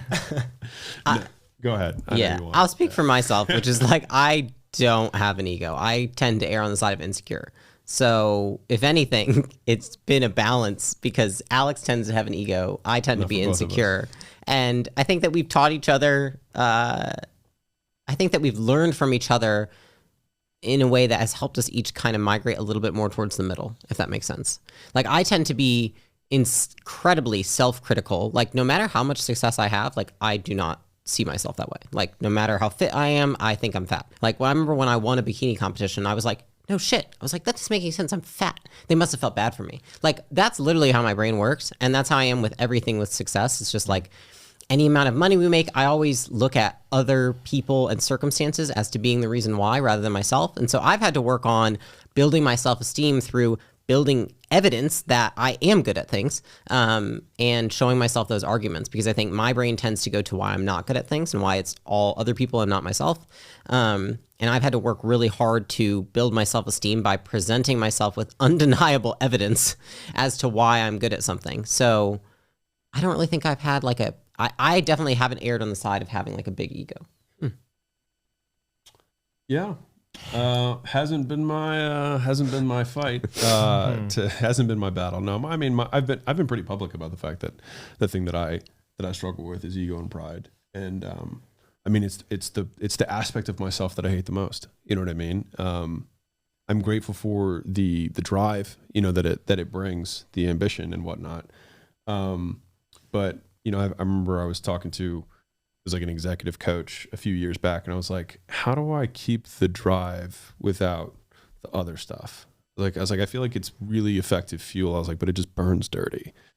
And so, trying to tackle that has been a lifelong journey. And I don't, I hope that I've gotten better over time. And I think that something, just going back to something we were talking earlier about finding a mate, I think that you want to have a mate that complements you and has character traits that you aspire towards. And so there are many traits that Leila has that I aspire to be more like.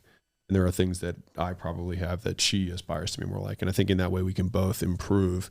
And I think if you're kind of balanced, you end up kind of meeting a little bit more in the middle where like, hopefully I will have less ego. She will have more. She'll be less insecure. I'll be more insecure.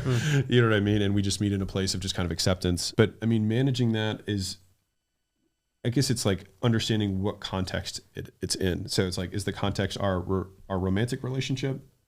For me, that would probably like feeling disrespected by something that she would say. That would be something where like my ego might manifest and I might get angry. I think that has happened less and less.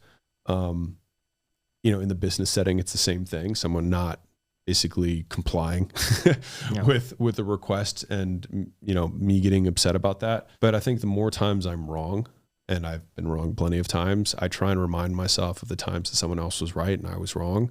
And to just like put some space between my emotional reaction and my actual reaction, so that I can give myself like a counting 5 before I like say something stupid. And so, one of my favorite definitions of humility is from Clayton Christensen. He said, humility isn't thinking less of yourself, it's increasing your regard for others.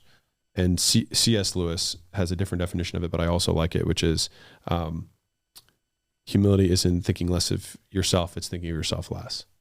And so both of those have, one is actively saying you increase your regard for other people. The other one is just like not making yourself the center of the universe.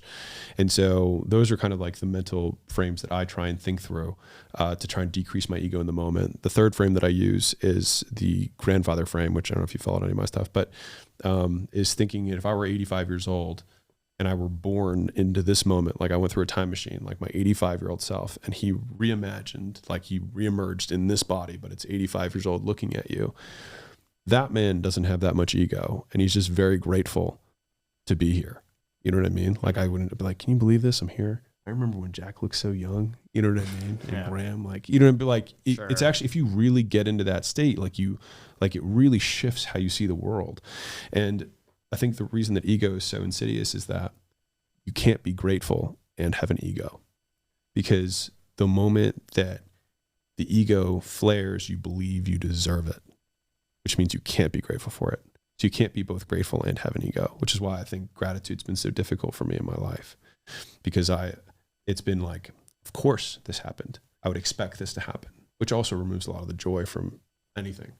And so it's been something that I've worked a lot on, and I don't think that there's a solution to it. I think it's just like the consistent chiseling away, you know, layer by layer of it, and trying to remind myself that, like, you know, my worldview is like, when I die, nothing happens, and I am not as significant as I like to pretend to be. Now, what's wrong with feeling like you deserve something? It's an expectation that you're placing on reality that you can't control.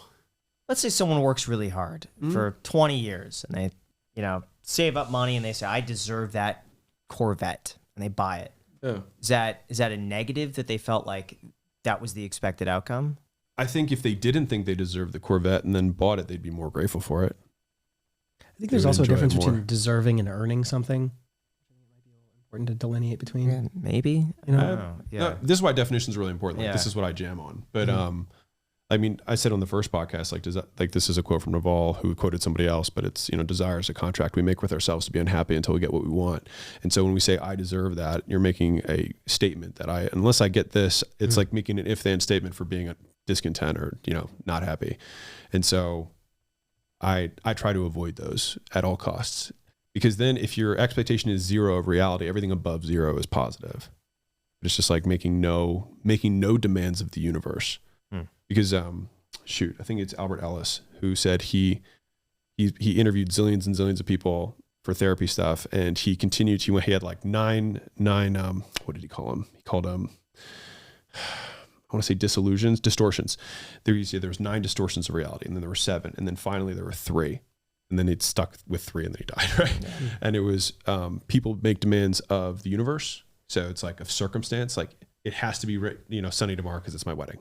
Right? It's demand of the universe, just circumstance. They make demands of other people. Like, people must comply with my requests. They must do things the way I want them to do them, or else. They're threats, right? And then finally, there's avoidance at the bottom, which is that they will avoid, like, taking accountability for their current state through fear, et cetera. And so I try to avoid all 3 of those things when I'm thinking about, like, how I interact with reality. And so that's why, from the deserving perspective, I don't like that language. I actually hate the word deserve. Like, really? I deserve this. Yeah, I mean, it's literally setting yourself up to be angry. See, part of me thinks that people deserve to be happy. They deserve to be fulfilled. They deserve a lot of things. And I think having that feeling enables them to pursue that. Otherwise, if they feel undeserving of something, they may be more likely to self-sabotage or not pursue or leave things on the table that they could have otherwise obtained. Yeah, I think there's just underlying shoulds that I just don't agree with. Okay. Not that I think that they're good or bad. I just, like, I don't think people deserve anything. I think we're just people, period. We are what we are. If we get things, cool. But, like, I just don't think anyone deserves anything, myself included. Sure. I'd prefer things, but I don't deserve them. That's just how I see reality. As far as being grateful, that's something that I definitely used to not be very good at. And recently I've gotten a lot better at. For the past 3 or 4 months, what I do every morning is I write down, I don't type it, but I write down 3 things I'm grateful for. And it's helped.